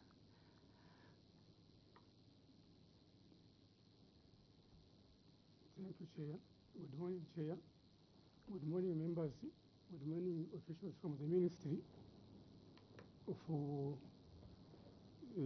Finance and the Local Government. Good morning, Chair. My names are Sladden Kangongo, Acting Council Secretary. Thank you, Chair. Let's continue. Good morning, Chair. Good morning, committee members and everybody. Imwana Mwanamwale is my name. I'm substantively Council Secretary for Naroro, but on attachment at Lusaka Integrated Solid Waste Management since August 2022. Thank you, Chair. No wonder, sir, we wanted your acting. And acting, you'll be working in collaboration with the entire team. Okay? Let's continue. Amino Kimpange, Council Treasurer Naroro. Morning, Chair. Morning, members. Morning, permanent witnesses. I'm Kakana Festus, Director of Works. Morning, Chair. I'm Keri Mwalizimba, Internal Auditor. You can come to the mic.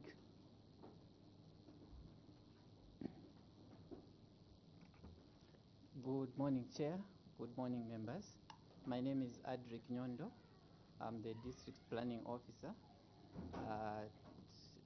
I left Nalolo. I'm now at Skongo. Okay, we had really wanted you. Thank you for coming. Good morning, Chair. Good morning, committee members. My name is Gazo Gajipego, and I'm the Health Inspector for Nalolo. Thank you. We left out one good component. We had wanted to get to know as to when you officers has been at Nalolo.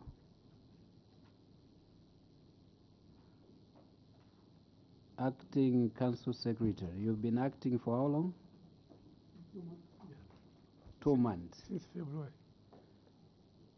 Who was there before you? He took over from Mr. Nyondo, Adek. Mr. Nyondo, you've been acting. Yes, I acted from August 2022 to January 2023. No wonder we wanted you. Thank you. Treasurer? Yes, I've been treasurer since October 2020. Nalolo? Yes. Okay. Chair, I joined Nalolo in October last year. All right. 6 months. I joined Nalolo in 2018 September. Okay. The one who was acting first? I joined Nalolo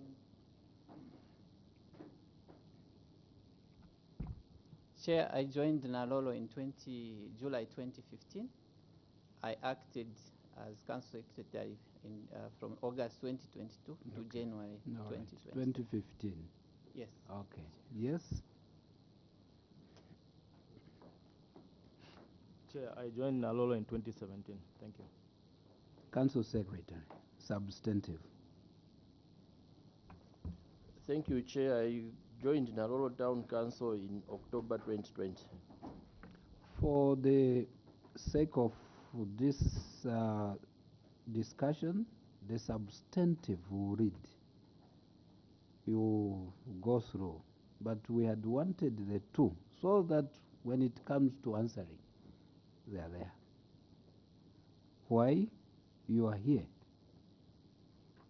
But you can go through. As you be doing this, don't mislead. If you do, the same Cap 12 will come for you. But we hope and trust that you are not going to mislead us. For the purposes of reading and going through, substantive. Don't say, but I did. Why we wanted these two to be there? Because you are here in Lusaka. Okay, sir. Thank you, sir. Well guided.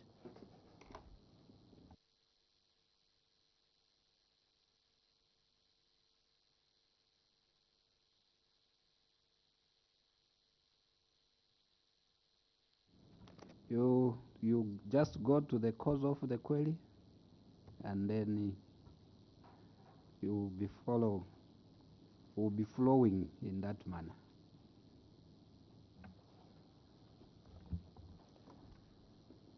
Thank you. Reading you can. Answering some of the things you can't. No wonder we wanted the two. Thank you, Chair. The first one is budget and income. Local taxes, reason for the query. The council planned to raise 115,000 in local taxes, but collected 150,870 kwacha, resulting in a positive variance of 35,870, representing 131%. I wish to report that local taxes had two revenue streams as detailed below. 100,000 kwacha was budgeted for grants in lieu of rates, but 150,000 was received, resulting in a positive variance of 150%. The funds, should read the funds, were meant for the rehabilitation of Sianda School and repair of Naroro Town Council utility vehicles. Under personal levy, 15,000 kwacha was budgeted for. Honorable members, sorry, Council Secretary. Honorable members, you know our rules. I would not want to confiscate your phones.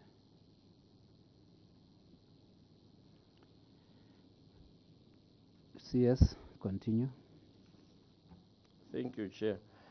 Under personal levy, 15,000 kwacha was budgeted for, which was divided into 10,000 kwacha from civil servants working in the district and 5,000 kwacha from local business, but only 870 kwacha was collected from the local business, resulting in a negative variance of 94%. The negative variance on local businesses was a result of interference by the Barroso Royal Establishment. There's a table there, Chair, giving that breakdown. Action taken or remedial measure. Management engaged the PMCE, and henceforth the council has started receiving personal levy. See Appendix 1A, which details receipt of funds. Further, management has engaged the BRE to construct refuse bays, flushable toilets, and install solar power water reticulation system, which the 20% capital component of the local government equalization fund in the 2023 budget to service the market and business. This will be the basis for the council to collect local taxes. Refer to Appendix 1B for the BRI approval to implement the above projects. 2. Fees and charges. Reason for the query: the council planned to raise 1,122,618 kwacha from fees and charges, but collected 133,699 kwacha, resulting in unfavorable variance of 988,000 kwacha, 988,919 kwacha, representing 88% of the budgeted amount.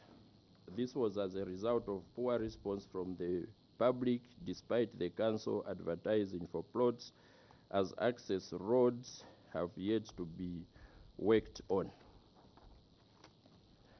Action taken: management has applied for land development fund under Ministry of Lands and intensifies advertisements. Chair will refer to Appendix 1C for land development application details. The third component is licenses. The reason for the query: the council planned to raise 2,500 from licenses but collected 1,250, resulting in unfavorable variance of 1,250, representing 50% of the budgeted amount. This was as a result of interference in the licenses.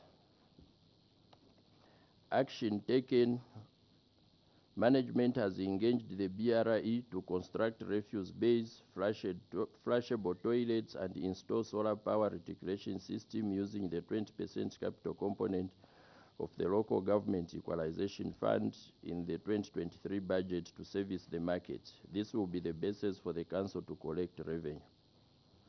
Number 4, Chair, is levies.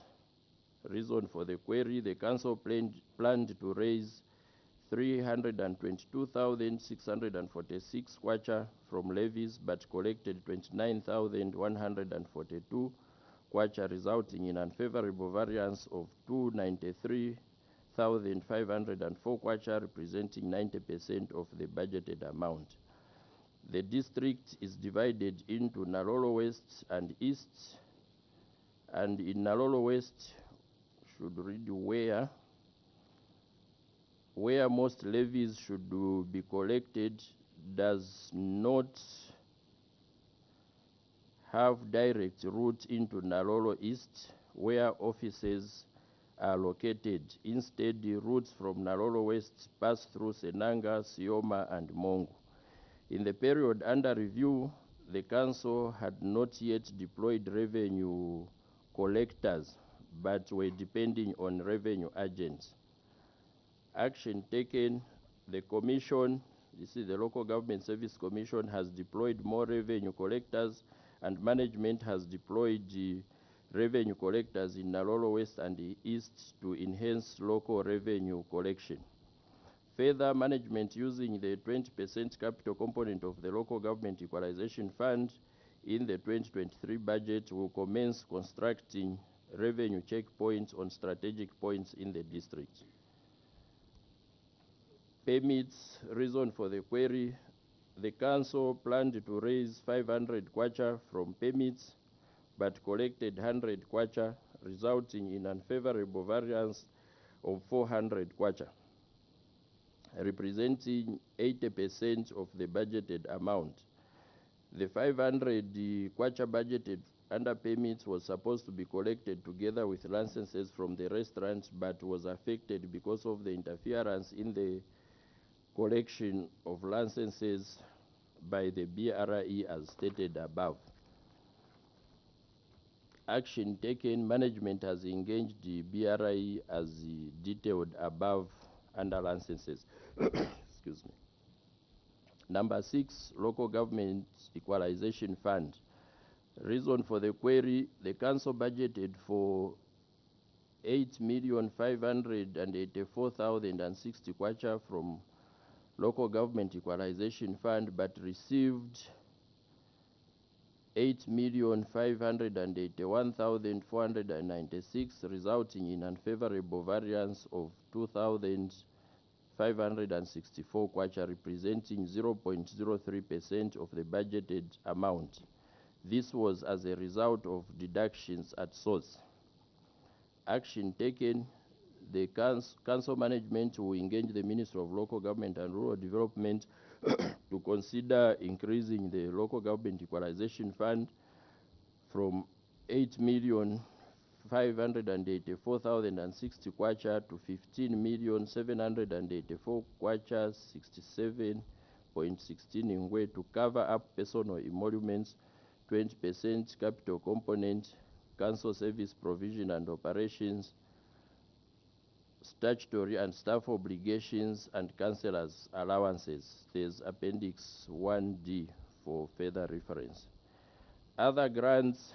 Reason for the query: Naroro Town Council received a positive variance of 84,401 kwacha for administrative purpose under the pilot project for climate resilience, which was winding up and was meant to facilitate pending administrative issues. I wish to report that the PPCR projects have since been completed and all transactions closed. There's Appendix 1E for the bank details. Operational matters, environmental management. The first one there, Chair, being poor management of the Moyo dump site. The reason for the query: the Council agrees with the findings of the auditor. Warning signs and fencing of the dump site had not been installed and constructed because the Barroso Royal establishment, who are the owners of the land where the dump site is situated, had not yet granted permission to undertake the said activities. The covering of the solid waste was not being done because of lack of equipment at the site. Action taken: the council management has managed to get permission from BRE to fence the dump site and display warning signs as shown in Appendix 1B above. Consequently, the council has provided in the 2023 budget for the undertaking of the above-mentioned activities. Remedial measures: the council undertakes to ensure that the fence and warning signs are installed at the dump site using the 20% capital component of the 2023 budget. 2. Failure to provide waste receptacles. Reason for the query: the council agrees with the findings of the auditor. However, the council could not construct a refuse base without the permission of the BRE. Action taken: permission has been granted by the BRE to construct refuse base at both Moyo Royal Village and Litoya markets. Further, the council has already awarded a contract for the construction of a refuse bay at Moyo Royal Village, and construction works are underway. Remedial measure: the council management wishes to report that the 2 refuse bays at the 2 markets will be constructed and utilized accordingly using the 2023 budget. C. Management of payroll, that is employees without requisite qualifications. Reason for the query: council management wishes to report that at the point of his appointment, the deputy council secretary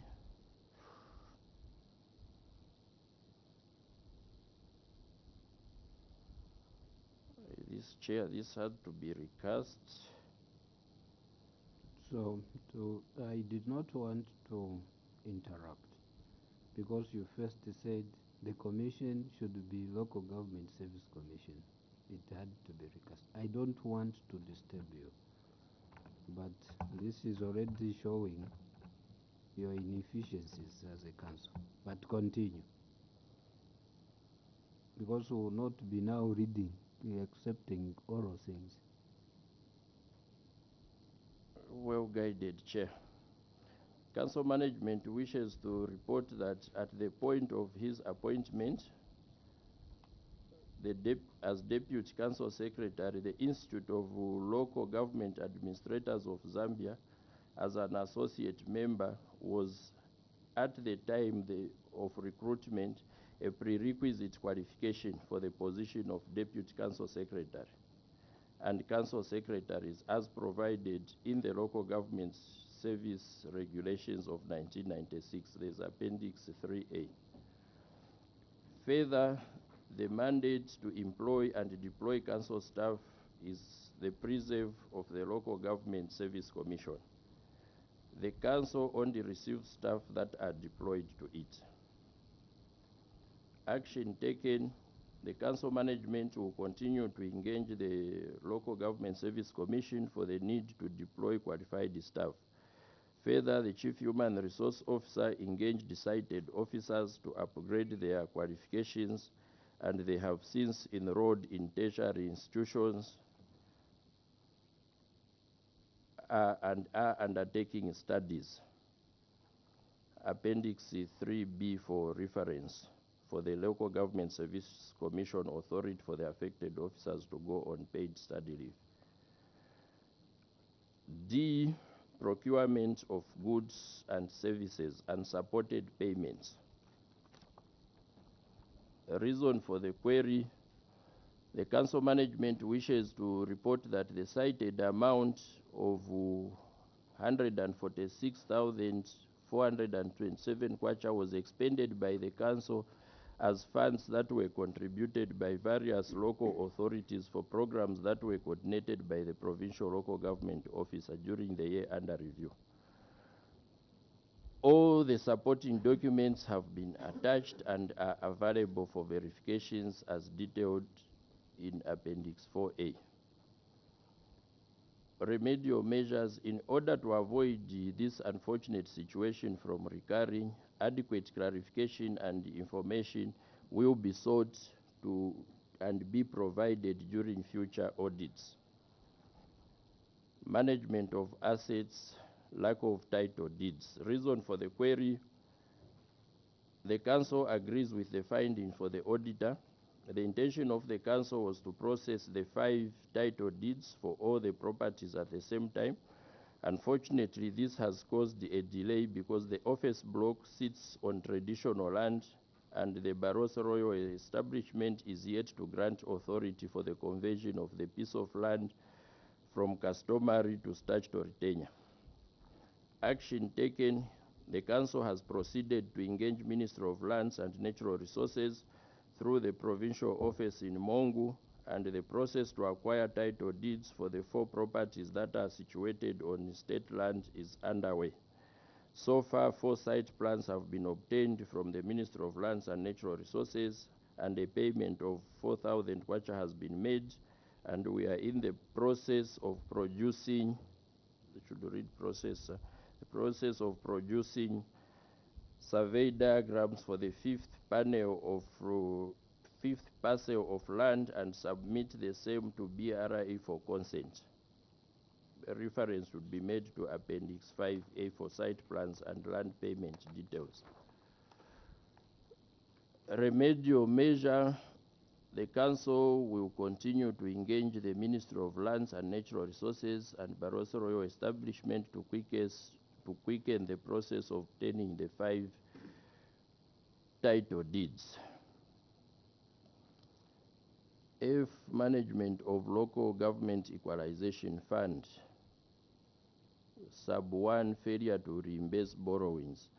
Reason for the query: the council agrees with the auditor's findings. The borrowings were necessitated by the liquidity challenge and the need for the council to undertake various activities just after the 2021 general elections, and these include inauguration of the council chairperson, the orientation of the newly elected councillors, and the formation of ward development committees, and the settlement of NAPSA arrears. Action taken: reimbursements for the borrowed money is being done, and so far a total of 125,000 has been paid out of 384,764 kwacha, and the balance 259,764 is being paid as and when the monies are available. Refer to Appendix 6A for the bank statement and ledger. Remedial measure: the council will ensure to adhere to the 20% capital component of the local government fund and undertakes to ensure that all borrowed money are reimbursed. 2. Construction of a modern market, poor workmanship. Reason for the query: the council agrees with the auditor's findings. However, the market shelter was not in use because of the following reasons: the non-operation of the new district administration at Liliachi, as all government offices are still operating from Moyo; poor road network, making it difficult to reach the sites where the plots are located, as they can only be accessed by 4x4 vehicles and ox carts. As regards the observation by the finding by the auditor in relation to poor workmanship, this was because at the time the construction of a modern market shelter was being implemented, Naroro Town Council did not have the Director of Works but depended on the province, who had assigned a building inspector to manage the project on behalf of the council. The assigned officer could not supervise the project regularly as required due to other office commitments at the province and distance to the site. Action taken: council management, through the letter dated 19th November 2019 and 18th August 2021, has engaged the Ministry of Lands and Natural Resources for the opening up of the planned area in the district, as explained in Appendix 1C above. Further, council management has proceeded to engage the contractor to rectify the defects. Remedial measures: the council management shall enhance supervision of the projects to attain timely completion and quality. Management of Constituency Development Fund, completion of 1x2 classroom block at Rushushwa Primary School. Reason for the query: the delay in the commencement of the works was due to the increase in the scope of works, and this arose following a strong wind that blew off the entire roof of the structure. This was before the contractors could even mobilize to site. It therefore became necessary to amend the scope of works to take into account the blown off roof. This meant that the contractor had to delay moving on site. Action taken: the Naroro Constituency Development Fund Committee has since allocated additional funds totaling 112,678 kwacha 19 ngwe, and this was during the meeting held on 9th December 2022. The Minister of Local Government and Rural Development, in a letter dated 2nd February 2023, has approved the completion of Rushushwa 1x2 classroom block. The council management has engaged a contractor to complete the outstanding works on full contract. Refer to Appendix 7A for the notification of award and part of the payment. Remedial measure: in order to avoid a similar situation from recurring, council will ensure that works of this nature are issued on full contract basis and that quality of works will be strictly supervised.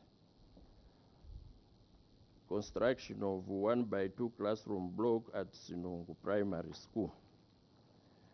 Reason for the query: the council acknowledges the finding of the auditor and regrets the situation. The delay in implementing the project was due to challenges in finding a contractor on labor-based willing to execute the works. This is because of the insufficient funding that made it difficult to use full contract method. As a result, 2 potential contractors turned down offers to undertake the project, citing remoteness of the area, which required more allocation to the labor costs. The other reason that contributed to the delay in executing the project is lack of availability of crushed stones.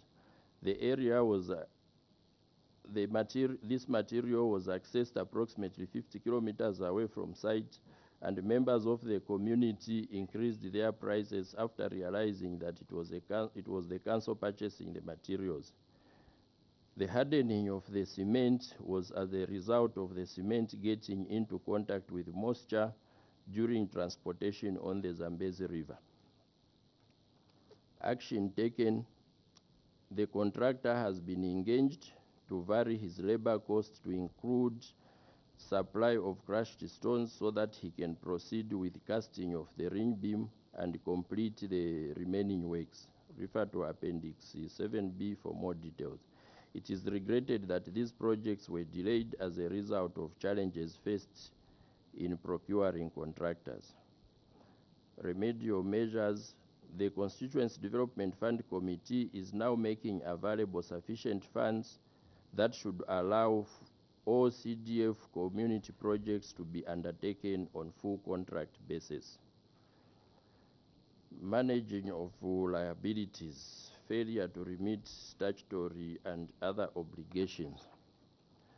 Reason for the query: the Council acknowledges the findings of the auditor and regrets the situation. The delay in paying statutory obligations to various institutions is as a result of liquidity challenges the Council is faced with.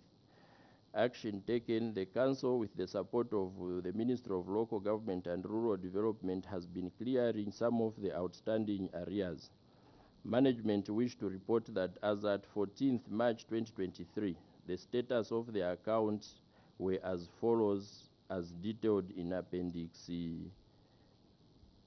8A. There we list what will be in that appendix. Remedial measures: in view of the agreement with the Barroso Royal Establishment that Naroro Town Council will be responsible for revenue collection, that will increase our local revenue to liquidate the obligation. 2. Failure to settle staff and other obligations. Reason for the query: management agrees to the auditor's findings. Management receives members of staff from Local Government Service Commission. However, at the time of the audit, we had just received new members of staff, and one officer had just retired, and payments are done on first come, first served basis. Action taken: management has been settling staff and other obligations on first come, first served basis, apart from one officer who retired, and management has since started paying the retired officer in accordance with the plan. Leave days have been paid, leaving a balance of 3,181 kwacha. Settling in allowance has been paid on first come and first served basis. Terminal benefits: management has started paying the retired officer in accordance with the devised payment plan, and 245,000 kwacha has been paid so far. This should be subsistence allowance. Transport has been paid on first come, first served basis, as shown in the table below. Remedial measures: in view of the agreement with the BRE that the Council will be responsible for collection of local revenue, that will increase local revenue to liquidate staff and other obligations. The submission for Naroro Town Council. Thank you so much. CS, we'll go back to the acting CS, working hand in hand. Where are you now, Sioma?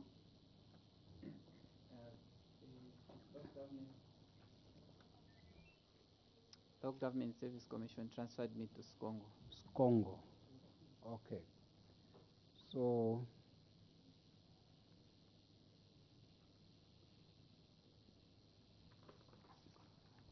acting CS, working hand in hand with the one who has been acting there, together with the entire team, will go in that route. Substantive CS, you are here in Lusaka. No wonder your committee just said there is no way you'll be able to be answering things that are happening home. We know you are in touch. But that's why they had to ask for the two. But already you've seen.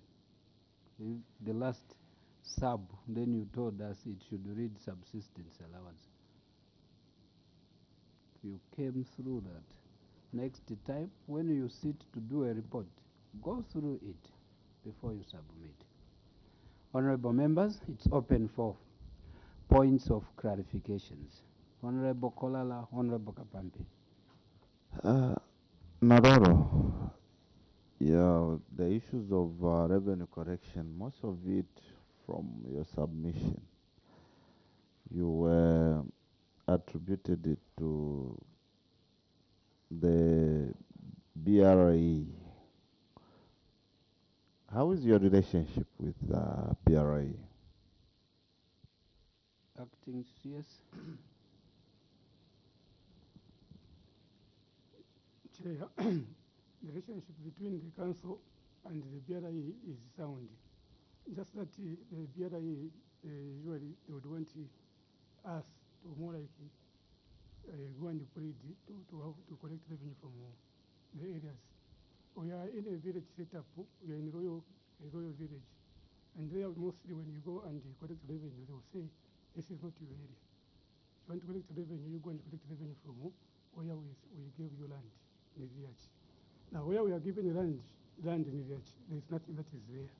It's only around the Moyo village where there is a bit of business houses. It's a mixture.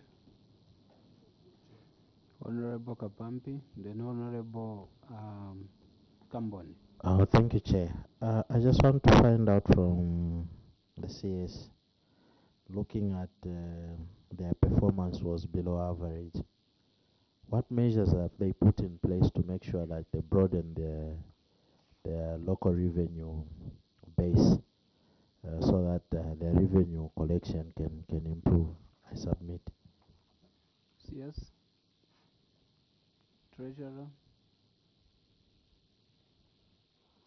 There are a number of measures that you have put in place, one of which is to improve our relationship with the brain by showing them that we are service providers and the money that to be given to us will be shared with them the way we are constructing a flushable toilet and on the markets where we are supposed to collect much revenue in their own traditional land.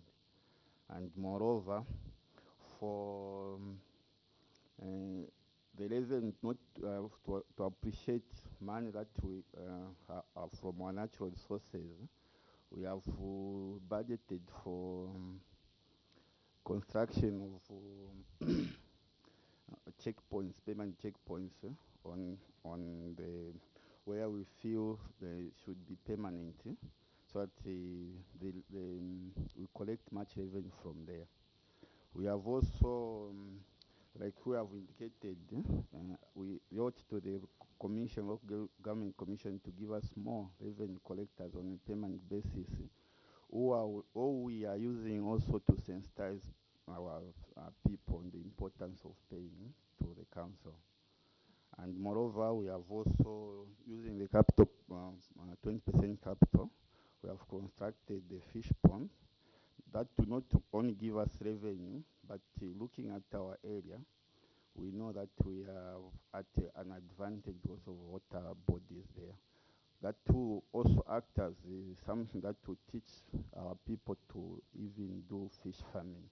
Then from there, we'll collect direct fish levy and then just improve on the economy of our area. Yes, and moreover, we are buying a truck and taking advantage of the CDF projects, that instead of our contractors using other, they can make use of our truck. So those are the other measures we are using to enhance our local revenue. Honorable Kamboni, then Honorable, let's be switching off our mics, then Honorable Nyambos. Yeah, it's, sometimes they say bad carpenter blames his tools. You are trying to justify failure.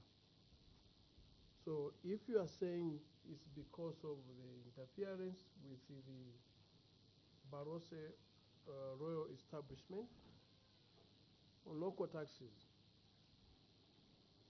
you are in Western Province, isn't it? Yes. Are you the only council? The Barose royal establishment is there, and other councils are ticking. So how come it is only you who are giving this excuse? On the other hand, you are saying you are being disturbed by the Barose royal establishment. He comes to give an explanation of what you have put in place, which doesn't seem to be, that picture of the interference doesn't seem to be there in the plans that you have. You received 8.5 million for doing what? For collecting 315,000 kwacha.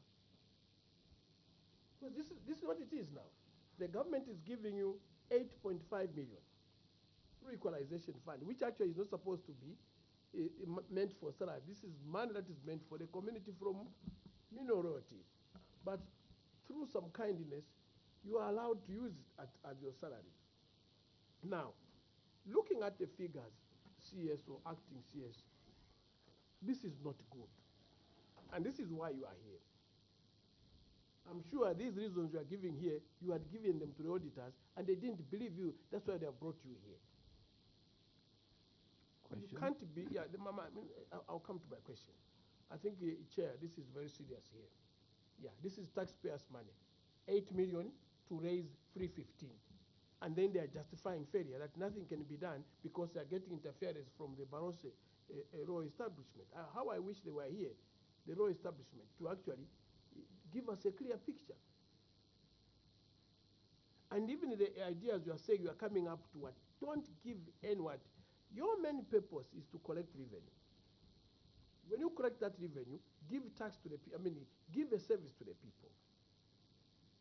We want to know, so my question is, this council is supposed to be closed looking at the amount of money that you are collecting. I would actually, if I had the powers, I would recommend that this council be closed. There's nothing you are doing there. We shift this 8 million somewhere else. Now my question is, which is what he has asked, we need to know which areas you are going to improve to collect more tax. Not whereby you just buy one truck, you are hopeful. That through CDF your truck will be picking sand, that is enough. A council is supposed to do more than that. There's a lot you can do. Be innovative. Look at the sources of the area where you are. How are people living? From there you can get tax and offer them a service. Because this 315 to me leaves much to be desired. Question. You're not doing well. So my question is, we want you to explain to us now what else you're going to do seriously that will bring money to this council. Or is it the human resource that is a problem? Or tell us where the problem lies. Acting and CS, how you are going to raise more money. Acting CS or any other of your team.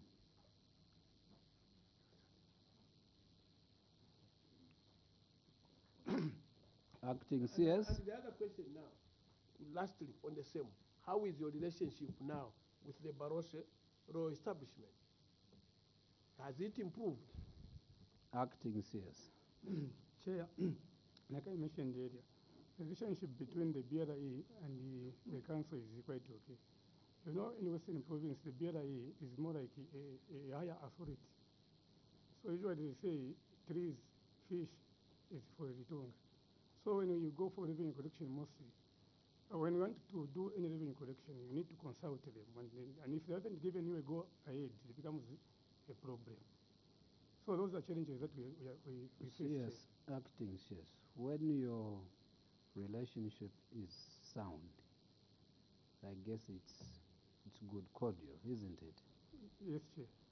And throughout your report, you've indicated BRE is now permitting us. BRE is now, we are now in agreement.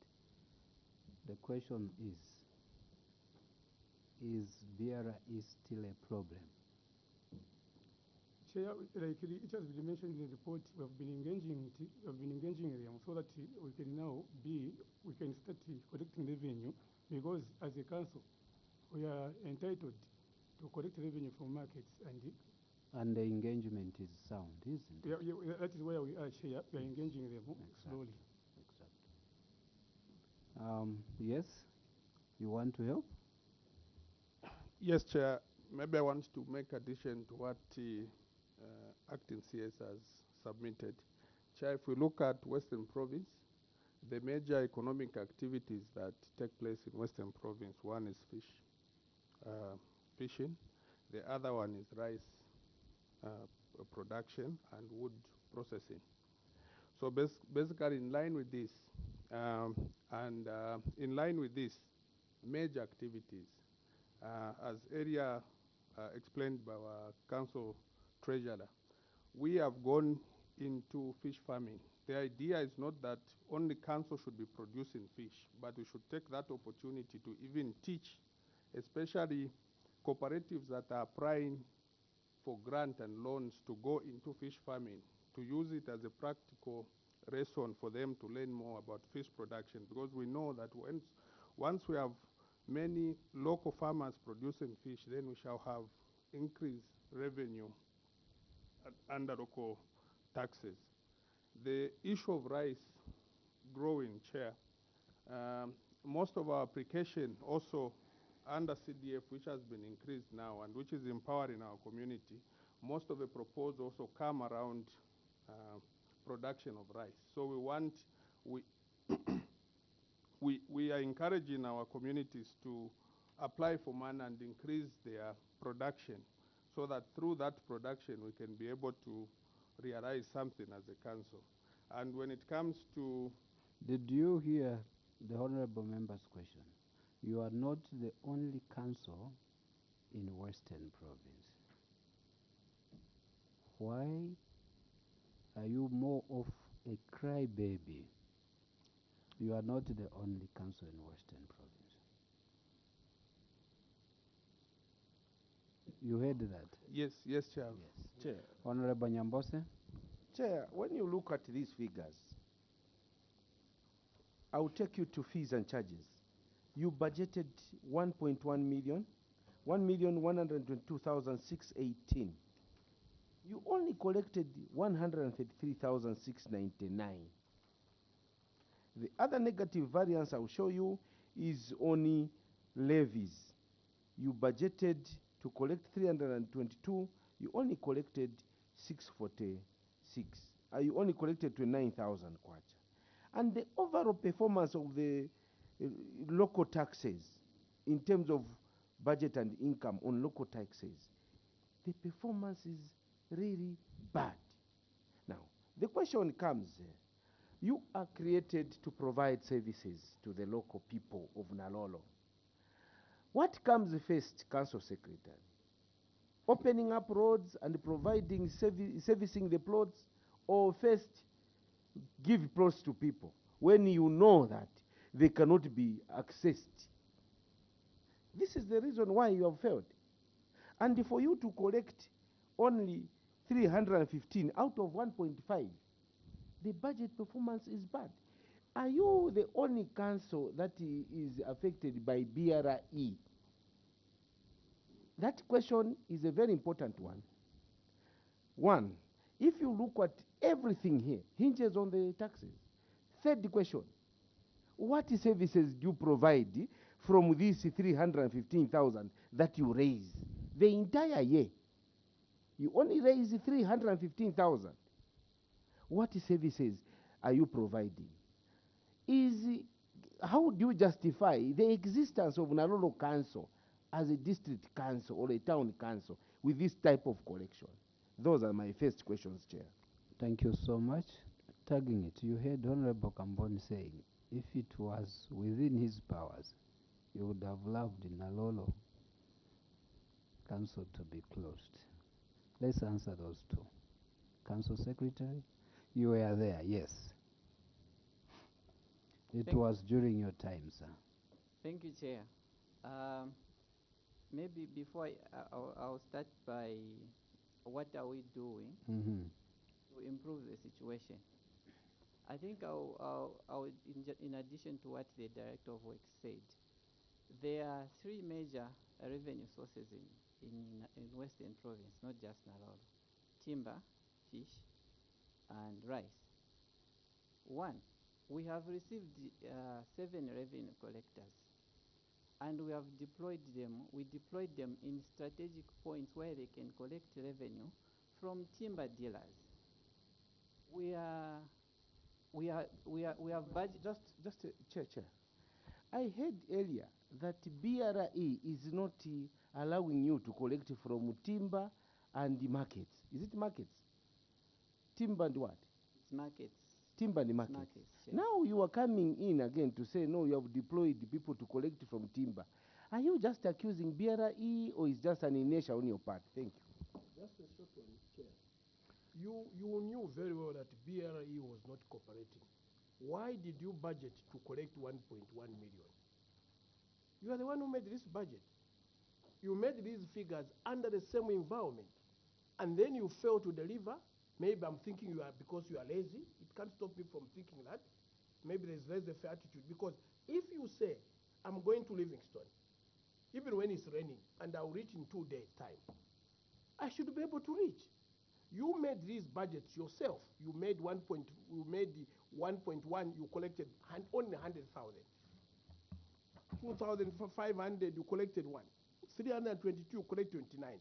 500, you collect 1. To me, this is, either you must explain why you didn't meet your target, which you made on your own under the same environment. Thank you, honorable members. Let's give them time to explain. So, continue. Yes, I think I'd explained that the 7 revenue collectors we received as Nalolo Town Council, we deployed them in strategic areas where they can be collecting revenue from timber dealers. On top of that, in the 2023 budget, we have planned to do crossing points, and checkpoints rather, so that we can also capture revenue from agricultural products like rice. The other things have been explained. We have constructed fish ponds. Even those are revenue sources. And in terms of why are we the only ones that are talking about BRI?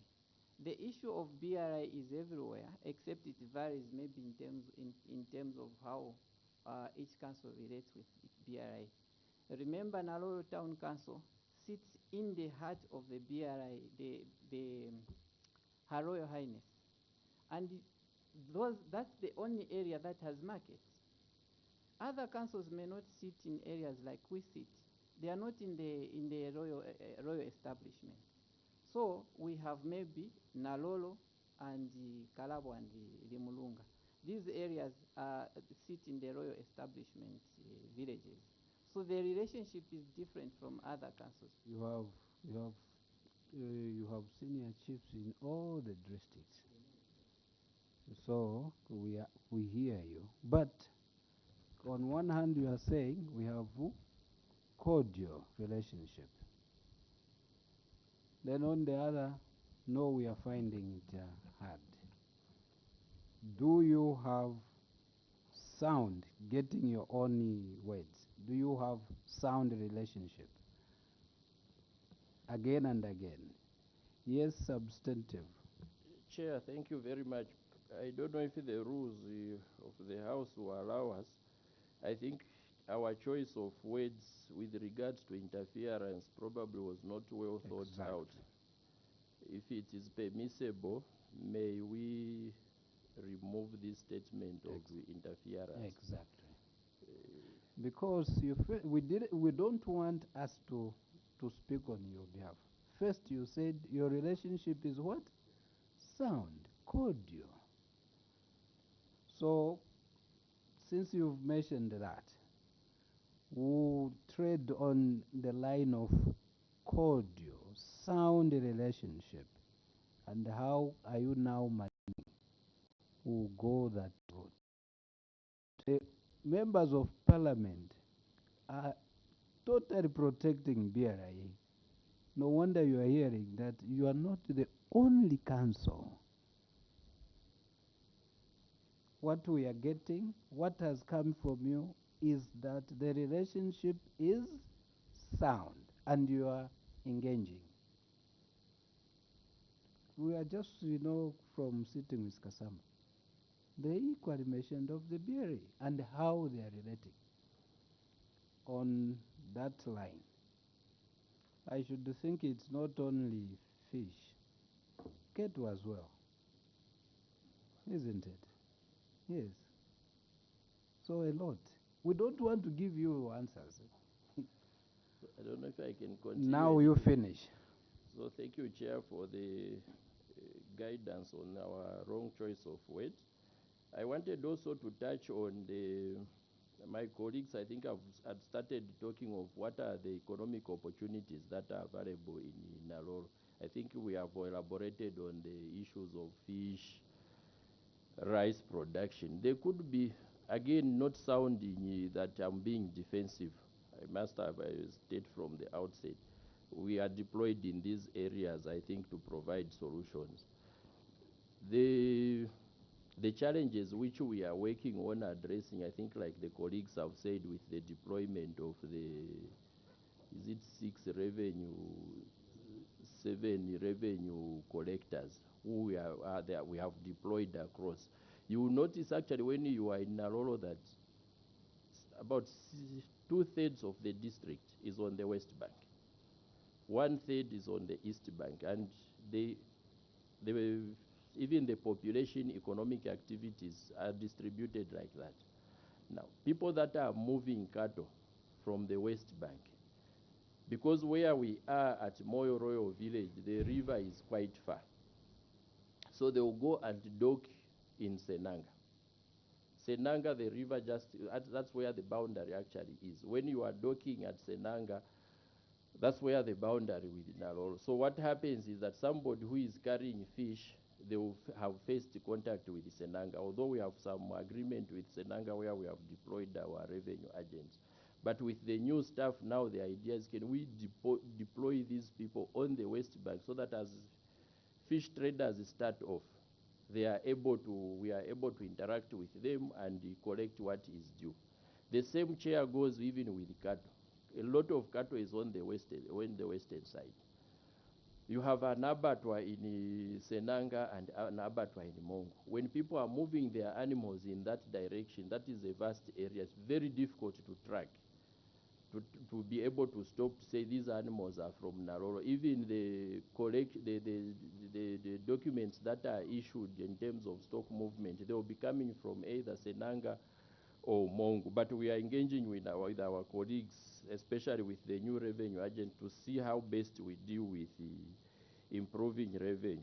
Chair, with your permission, I also wanted to talk on the issue of the plots. I think we have been guided by honorable member, which we could have done better. But I think from 2020 and 2021, the way indications from government that we were going to relocate, I think we have stated that currently we are seated in the Royal Village, which is a very temporal place. So there were indications that we will relocate to the designated district administration site in Iliaj. The thinking then was that roads or no roads, if we start operating from there, we expected uptake of plots, considering that they are already surveyed. But we have learned our lessons from there. I think going forward, we will not be able to do the same things. I submit, Chair. Honorable Kolala. Thank you, Chair. I think I know there has been lectures, but we need to understand certain things. You were saying the market you are correcting from is not the council market, it's a traditional market. Is it? What service are you providing on that market that you feel you deserve to correct revenue? You remember there was a question from Honorable Kambon that out of the 300, what service will that give to the people of Nalolo? Yes? Thank you, Chair. So the same market where is the one where we collect, we collect waste. It's council that collects waste from there to Waste down. management. Waste collect it, management. yes. Now it's the same market where we want to improve as a basis or as a condition to share revenue with the BRI. When, if your service delivery will be there will be no problems. If there are no services being delivered, they will not recognize you. Yes? Chair, in addition to what the DPO just mentioned, so to improve service delivery, we are already installing a water reticulation system to supply water to the market. Then apart from that, we are already constructing a refuse bay, which will be like a central point for collection of waste at that market. Then we have already also awarded a contract for construction of a flushable toilet at that market.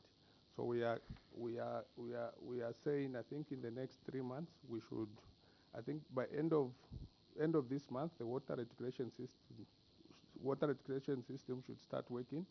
By end of May, the refuse bay should start working, and by June, the flushable toilet, the ablution The block. external auditors are listening. Chair, what money are you using to do all that?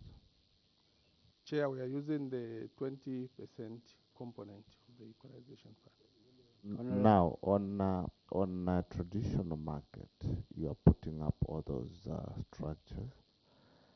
Have you resolved the issue with the BRA, and have you agreed in terms of revenue correction already? CS? Acting CS?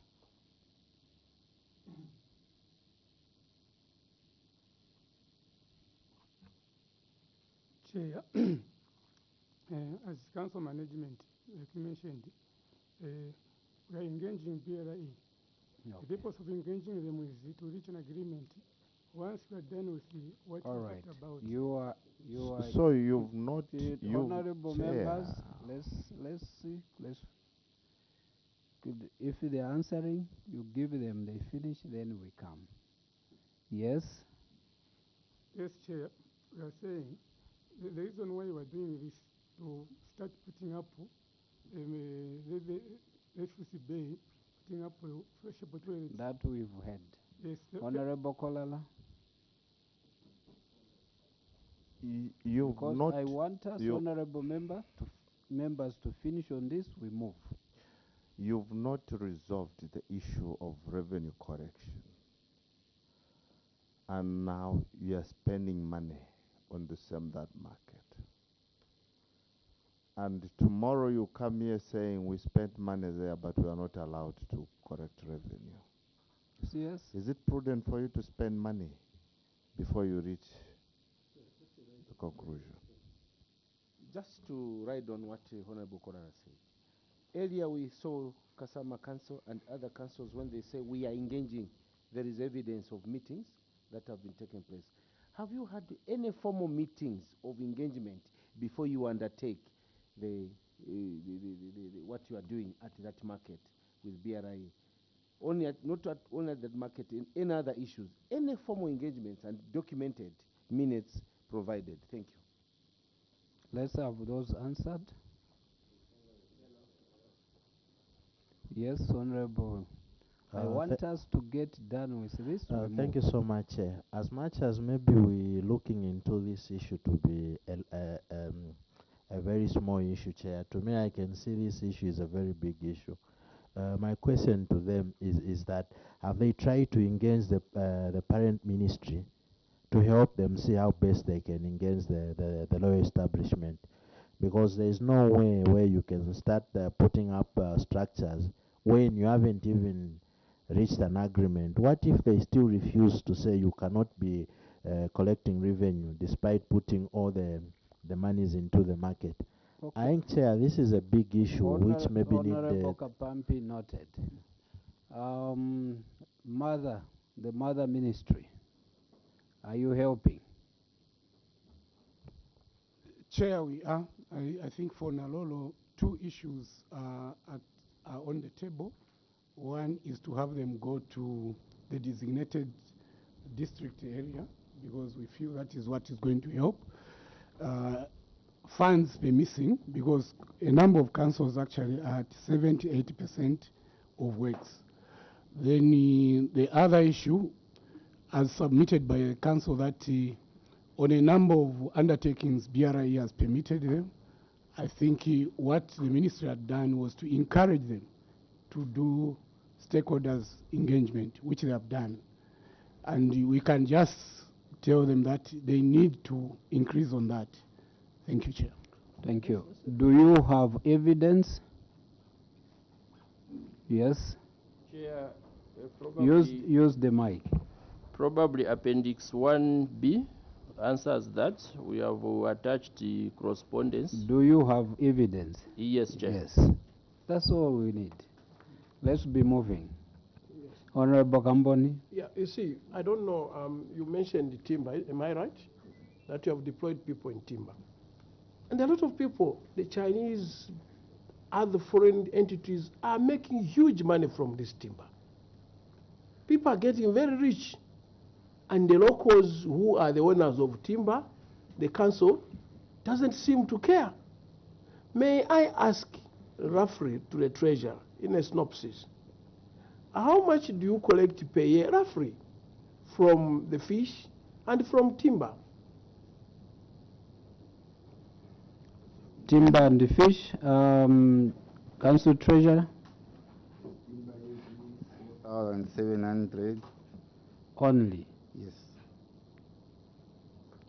Only. Or we are. So you see now, all that wealth, if you were to quantify how much timber goes and how much money those who take get, is it fair for you to get that amount, 4,700? Treasurer.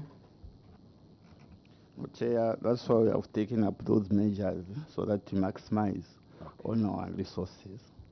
Thank you. Coming out of the district. Honorable members, let's be moving. Last one on this. Last one on this one. The substantive council secretary for Nororo. Let us go to Appendix 1B, the one you have referred to. Chair, what has been attached are responses from the royal establishment. This is a kind response coming from them, and this is a formal way. It has never been documented where, we don't have evidence, Chair, in short, where the council has written prior to coming up with these initiatives, good ones. And for your own information, you have the mandate or jurisdiction or mandate to provide services, whether you are collecting or not, to the community. Now, these are the correspondence. You have not documented or given evidence to this committee where you have engaged them on account that we want to engage you to collect or to get the benefit of the revenues being collected in these markets to help the council. We are looking at budget and income. Why are you collecting 300,000 kwacha the whole year? So you have said Appendix 1B, but when I read this, these are kind responses from a verbal chat, verbal calls that you have been making to the BRE. They are very organized. They even write to you. Thank you, Chair. Meaning that the BRE, even in handwritten, they are proving to say, please, please. But there is no formal, communication from you to BRE. Where is that? We have seen, no wonder the relationship is sound. No wonder the members of parliament are saying, please don't accuse BRI. Here, the evidence is here. This is all ERB responding on to you.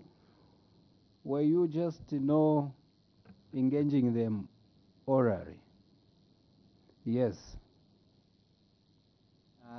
Thank you, Chair. I would like to apologize for not attaching the Please. letters that we Do you have sent to them? Do you have but them? Yes, we have. At we can an appropriate time, let's Yes, be because- engaging with Secretariat. Please, we may. Because Chair, even from the letter, it's saying the letters are referring to our area Yes, letters. they are not here. That's why the Honorable Nyambos is saying they are more organized than yourselves. BRIE of Moyo is more organized than the council workers. You have them. Yes, Chair, they are. Yes, they are you here. submit them to the Secretariat. We don't just operate orally. Let's be moving. But as we are moving, page 1, treasure, the 400, should it be closed or open? Your mic. Sorry, Chair, it is supposed to be brackets. Yes. So I just wanted that so that Secretariat will capture the right things. Your explanation is unfavorable. The right up there, it's open. Honorable members, let's be moving. Page 6. Chair, procurement of goods and services and supported payments. They have been cited to have spent 146,427 for meetings called by the local government, the Ministry of Local Government under the Office of the Provincial Local Government Officer. Now, in their action taken, they say all supporting documents have been attached and are available for verification as detailed in Appendix 4A. I want us to go to Appendix 4A, Council Secretary and members. When you go to Appendix 4A,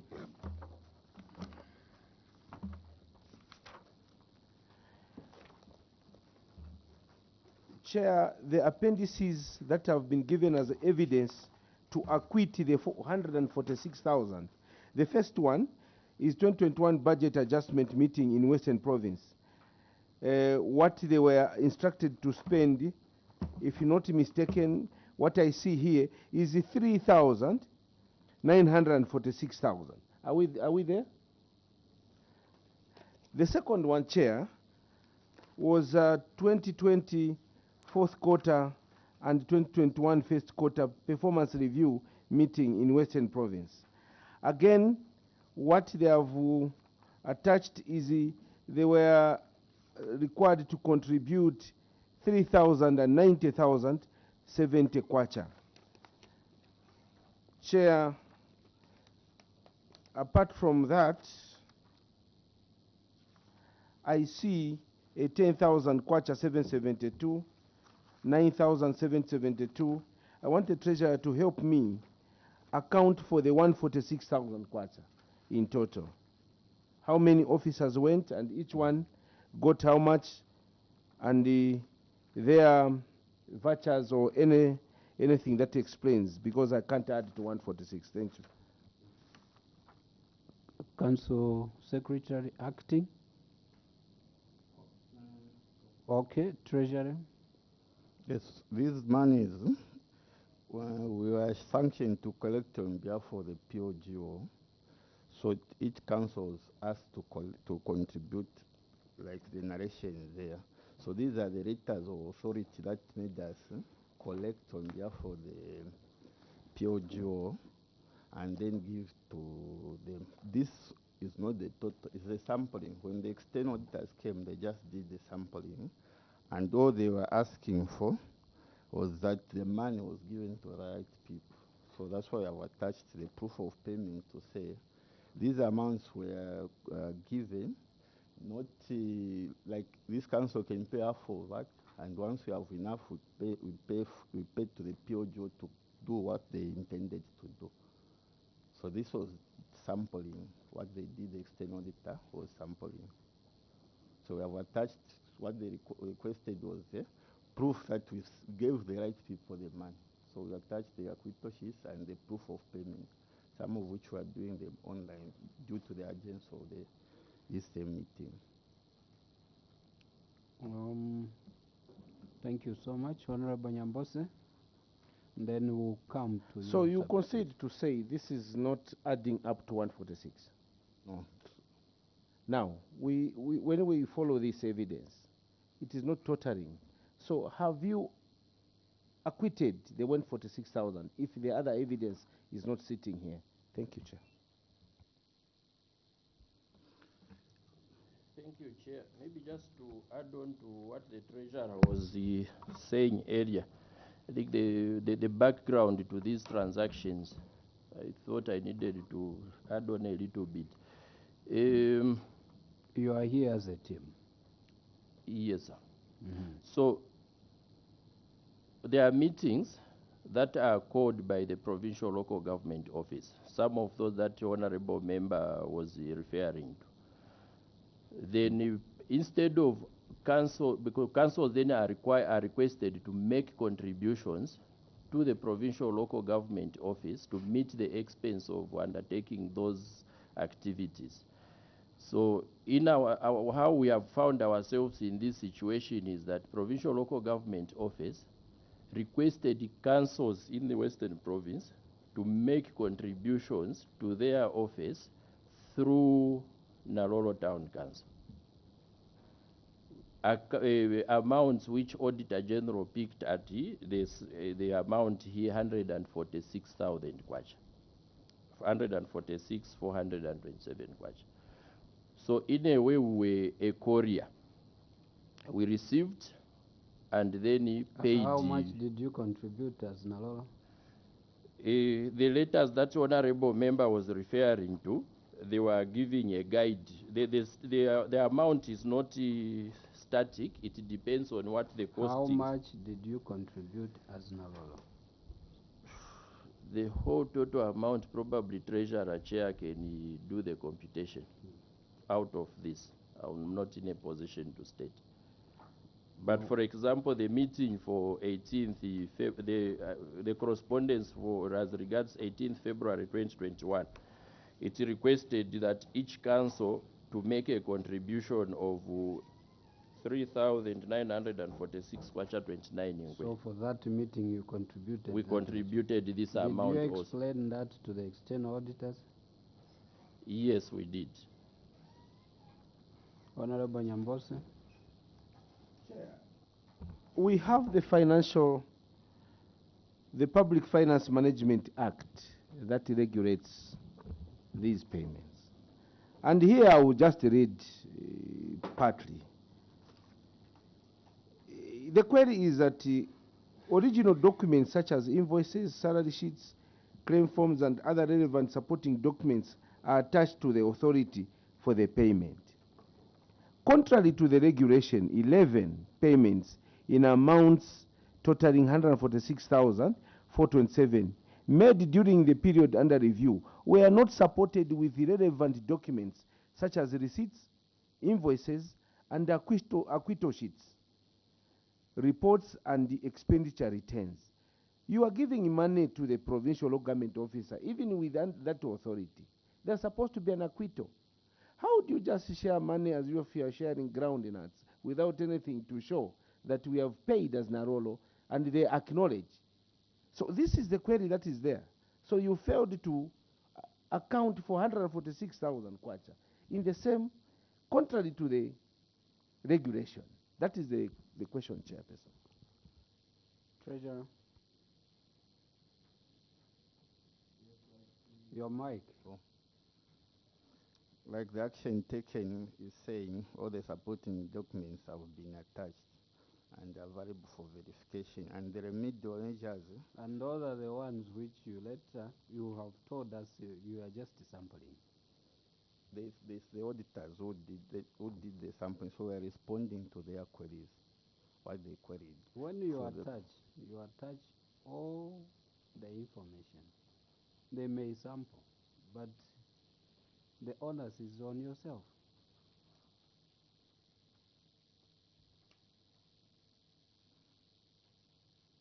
Other than that, do you have the evidence? Yes, I have. Now, This attached Where? to the same appendix 4A. Honorable Kapampi? Chair, I stand to be corrected. If I got what the CS said correctly, he was saying money was being sent from all other councils to Narolo. Why was Narolo being used when the provincial local authority had the account? It sounds very strange. When Nalolo is not part of the provincial administration, why was Nalolo being used? Nalolo used as a courier, according to your own words?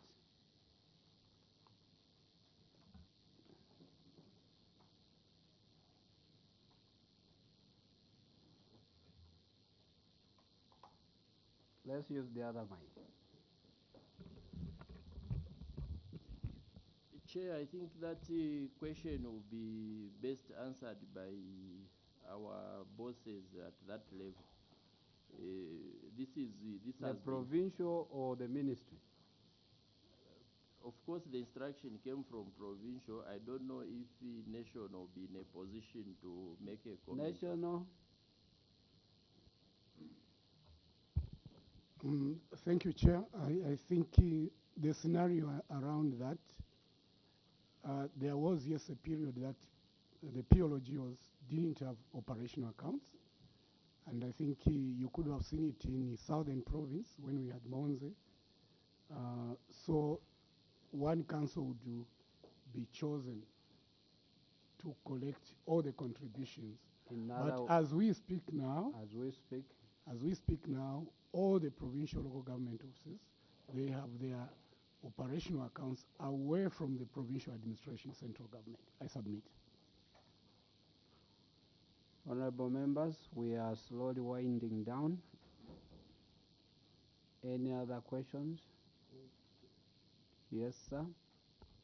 Chair, it's on page 8, although the other question has not been handled properly. Maybe it's a counsel to the ministry.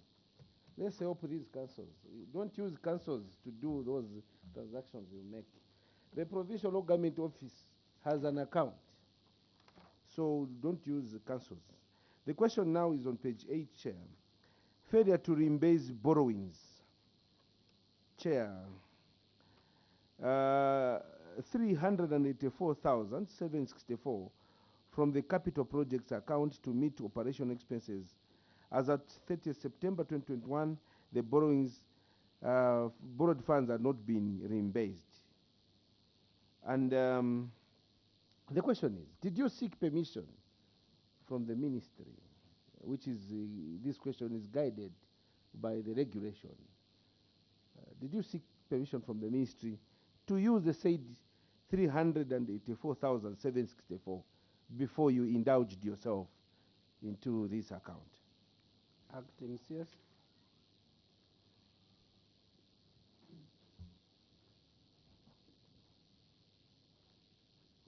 You can delegate. Okay. Treasurer. Yes, we wrote to the ministry this letter, but looking at the agents of... you wrote? Yes, it's... Is it here? Is it in this, before you give it, is it in this submission? No. Let's pass it on to Secretariat for a look. Continue. Yes, we looked at the agents of what we are supposed to do, the inauguration of the council chairperson, and the orientation of newly elected councillors and the formation of ward development committees. So we had to go ahead anticipating positive response from the ministry. And for NAPSA, they sued us on the principal amount, which we had to borrow and pay them, so that it stops accumulating penalties from the principal amount. Yes, sir. Another question? Yes. Page 10. Construction of a 1x2 CRB at Sinungu Primary School. Chairperson, my question is, it is under labor-based. Before procuring the contractor or the bricklayers to do the project, you went ahead and bought materials, some of the materials which are perishables. And chairperson, 37 pockets of cement costing 5,920 were part of those materials, and they went to waste. Why did you choose, especially under labor-based? Where is the thing coming from where you buy even paint in advance? I'm just giving an example. Before you even procure a project. In this case, 37 pockets of cement went to waste, public resources being wasted before you could procure a contractor to do the job. Thank you, Chair. Why did you buy perishable materials? You knew these materials will go to waste. Where is the Director of Works? Chair, the Director of Works is here. Yes. Chair, I think the thought was the contract was supposed to be done within 3 months, and immediately we bought materials were procured. What happened first? So what happened first from was the it an engagement for labor-based or buying the materials? Chair, the contract, since it was labor-based, it was divided into procurement of materials and engagement of the contractor. So And what came first out of the two? Engagement with the contractor or purchasing of the material? procurement of material came first, Chair. How do you procure material before you engage? Chair, procurement. Director of Works, would you buy diapers before a baby? No, Chair. No, Chair. So why did you do that?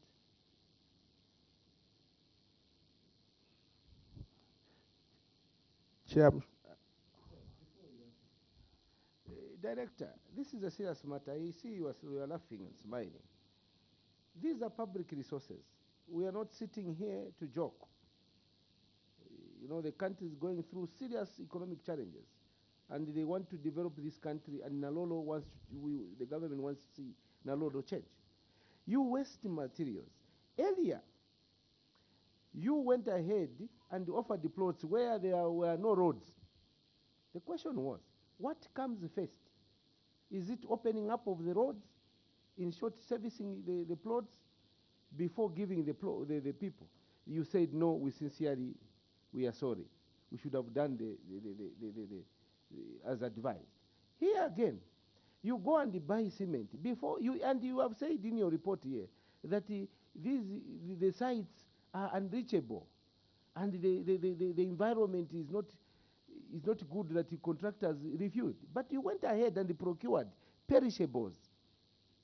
And these other materials, even if they are perishables, some of them could have warped, but they went ahead. What is the motivation that makes you officers to rush to buy things even before you procure the contractors? And you are laughing. I get worried, Council Chairperson. Thank you. Yes? Chair, I apologize for smiling.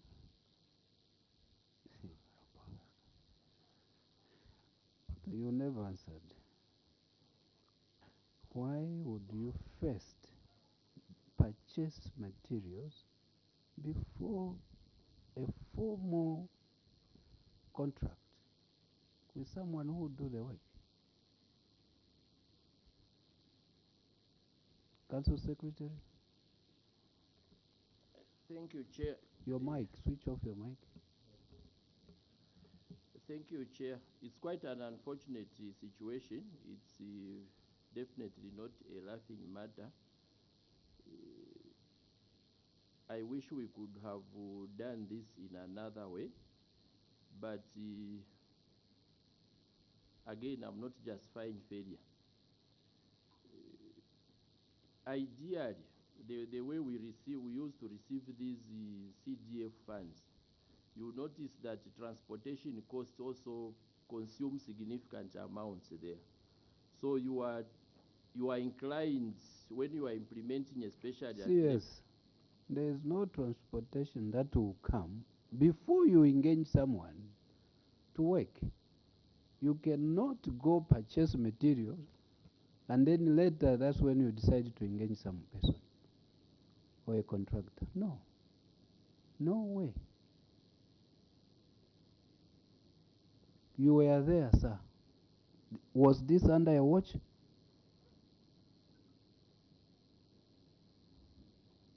Chair, this was under my watch. I You have to took take also you are the responsibility. rightful person. Yes. This was 2021, isn't it? Yes. Under your watch. Yes. Why? This is what I wanted to explain. That the thinking was that we deliver the material and we'll be able to get a contractor. How But do that you- did that- not. it was a wrong thinking. If it was Honorable Gamboni, you'll be up with his hand. It was a wrong thinking. How do you buy materials? You take, there is no contract. No wonder these materials have gone to waste. Who bears the cost?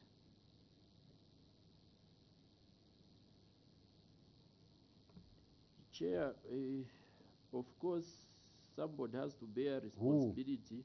But it was stated in the presentation that the 37 bags of cement in question came into contact with the moisture or water during transportation. That cement went to waste. It's no longer working. It caked. Honorable Member. Chair, listening to the deliberations, anybody would realize that we are not going anywhere with this question. It's the appetite that the local authorities have to do labor-based contracts. And this is one thing that we want to address with their employers, period. Because whatever justification cannot stand. Thank you, it was not thank supposed you, to be there. Chairperson. He is the substantive chairperson. We'll make our own recommendations. But just on this one, the first one, 1 by 2. The second one, 1 by 2. Is it only Nalolo that is building 1 by 2s? Because we see 1 by 3s. Why are you just concentrating on 1 by 2s? Classroom blocks. Yes? Chair, my colleagues, I think you will talk about the current ones that are being implemented. We are talking of this one, which we've been. Why? These ones, Chair, the limitation was in terms of resources. If you compare what the CDF committees were allocating at that time and what is being allocated now, I think it was not fair to commence building What is the difference? We want to hear it from you. For example, this particular project that it's under review here.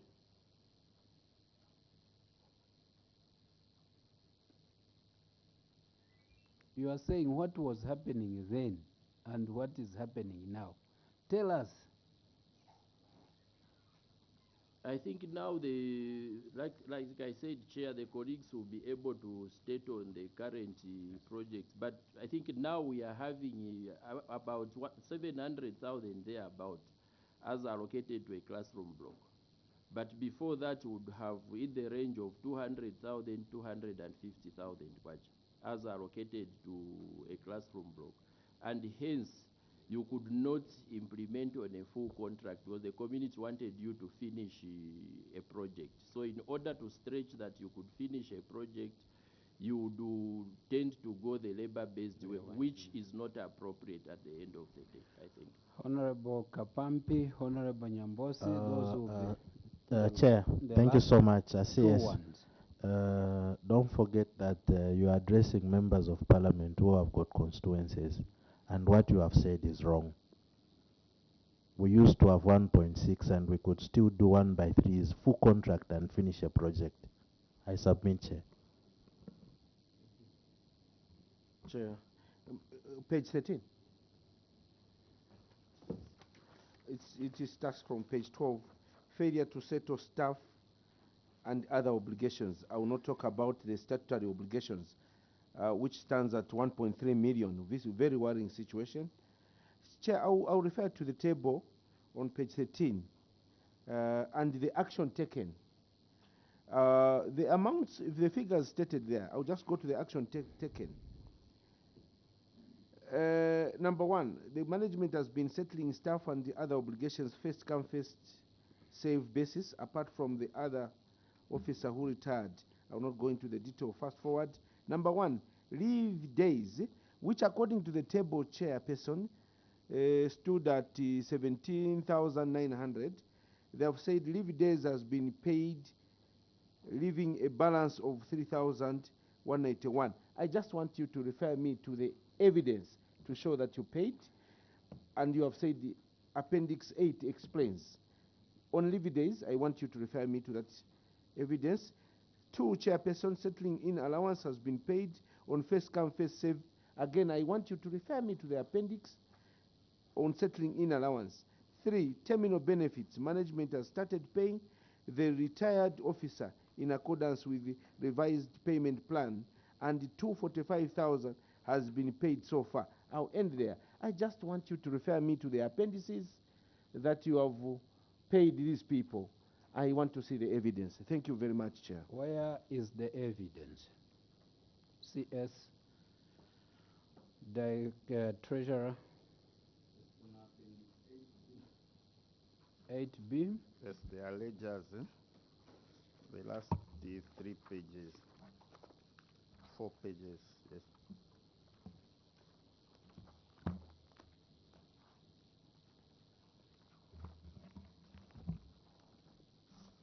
Are we there, honorable members? 8B.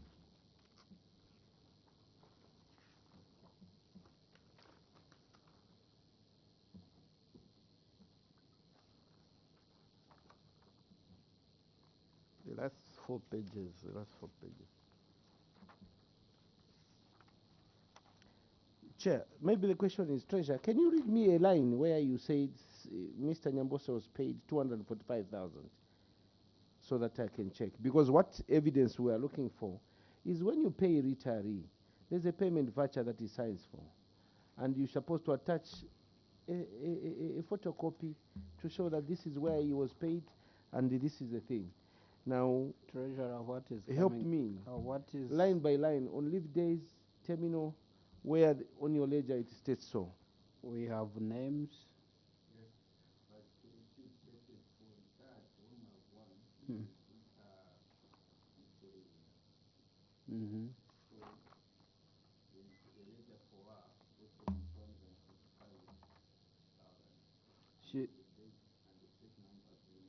She received this money.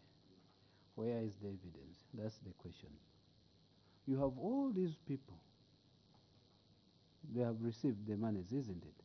Where is the evidence? Because you can sit and just say we paid this, and they are not here to say yes, we have received.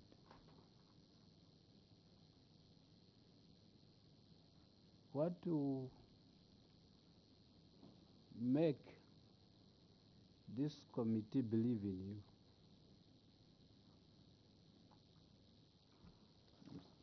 I'm sorry about that. It was another side. Do you have the evidence back home?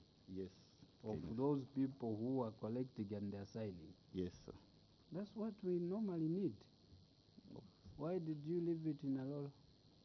I'm sorry about that, but it can be provided in verification. Where is the internal auditor? Yes. You never reminded your colleagues? No, I reminded you. You have where you have written to say you reminded them? Not with me now. But back in the office you have? Yes.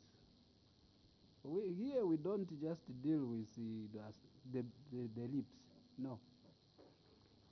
Honorable members, like Honorable Mulunda stated, we can go on and on. Nalolo will make our own recommendations. Thank you so very much. Switch off for your appearance. Number one, we found out that the BRI is more organized than yourselves. They have, you brought, it's not them.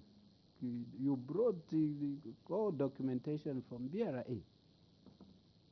allowing you to operate without problems, either in partnership or you delivering the services to them. On that, we are very happy with Moyo BRA. The resources, it is fish, yes, rice, yes, wood, timber, cattle. If you go deep in those sands, you find minerals. For your own information, even that sand is it's itself money. Those sands will not just be there and there is nothing underneath. No. So let's continue thinking beyond or outside the box. The Western Bank, all the activities that are happening on the Eastern Bank, the lifeline, the springboard, it's Western Bank. Be it cattle, fish. If Isenanga is eating fish, it's coming from the Western. Yes.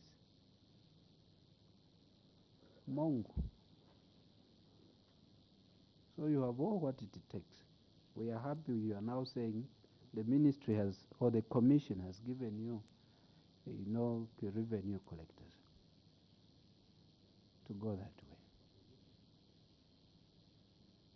1 by 2. I was receiving the same 1,600,000, but we were building 1 by 3. Yes, using the labor based. It's what you give and tell the people.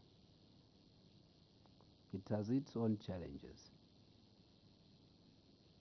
It's true now you have indicated we are going full contract way. That's the way to go. So you go to Nalolo, go and put your house in order.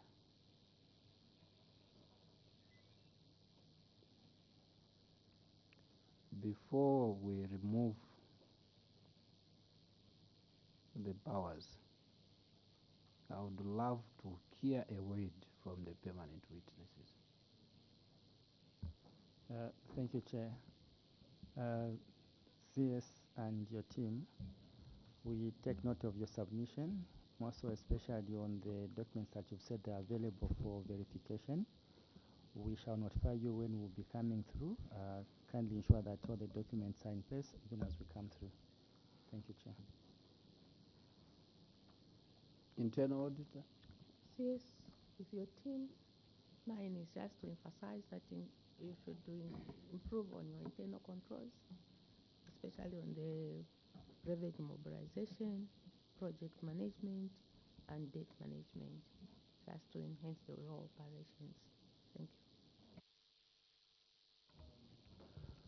Where is the one from?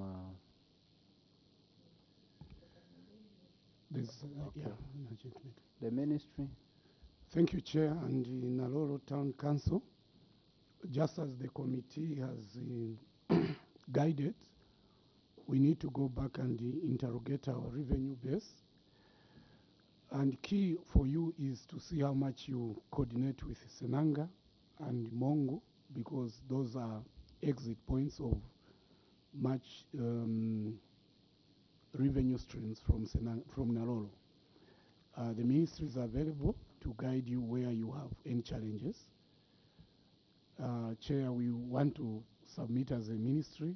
We are so grateful because we are mindful this is the last council that your committee is considering. We want to submit our appreciation to the committee, and a lot of issues that have been raised in this session will definitely be taken into account, equal as the controlling officer is appearing next week. I submit. Go and coordinate with Mongo, Senanga, and our parents. If there is also some exit to Kalabo, Kalabo. Coordinate. If there is also some boundaries with Sikongo, Sikongo, Sioma, Sioma. Let's go and put our house in order. We end here and we take away our powers. Since you are the last one, so we don't want you to go with all the Cap 12. The Cap 12 remains here. Thank you so very much that you came. But next time, we don't want to be saying, no, sorry, there should have been a word here, sorry. No, we will not accept such things. Normally, we would tell your colleagues, go back. Bring us neat work. Thank you so much. But there's always a blessing. Be blessed as Nalolo as you go and put your house in order. Travel safely back to Nalolo. Thank you.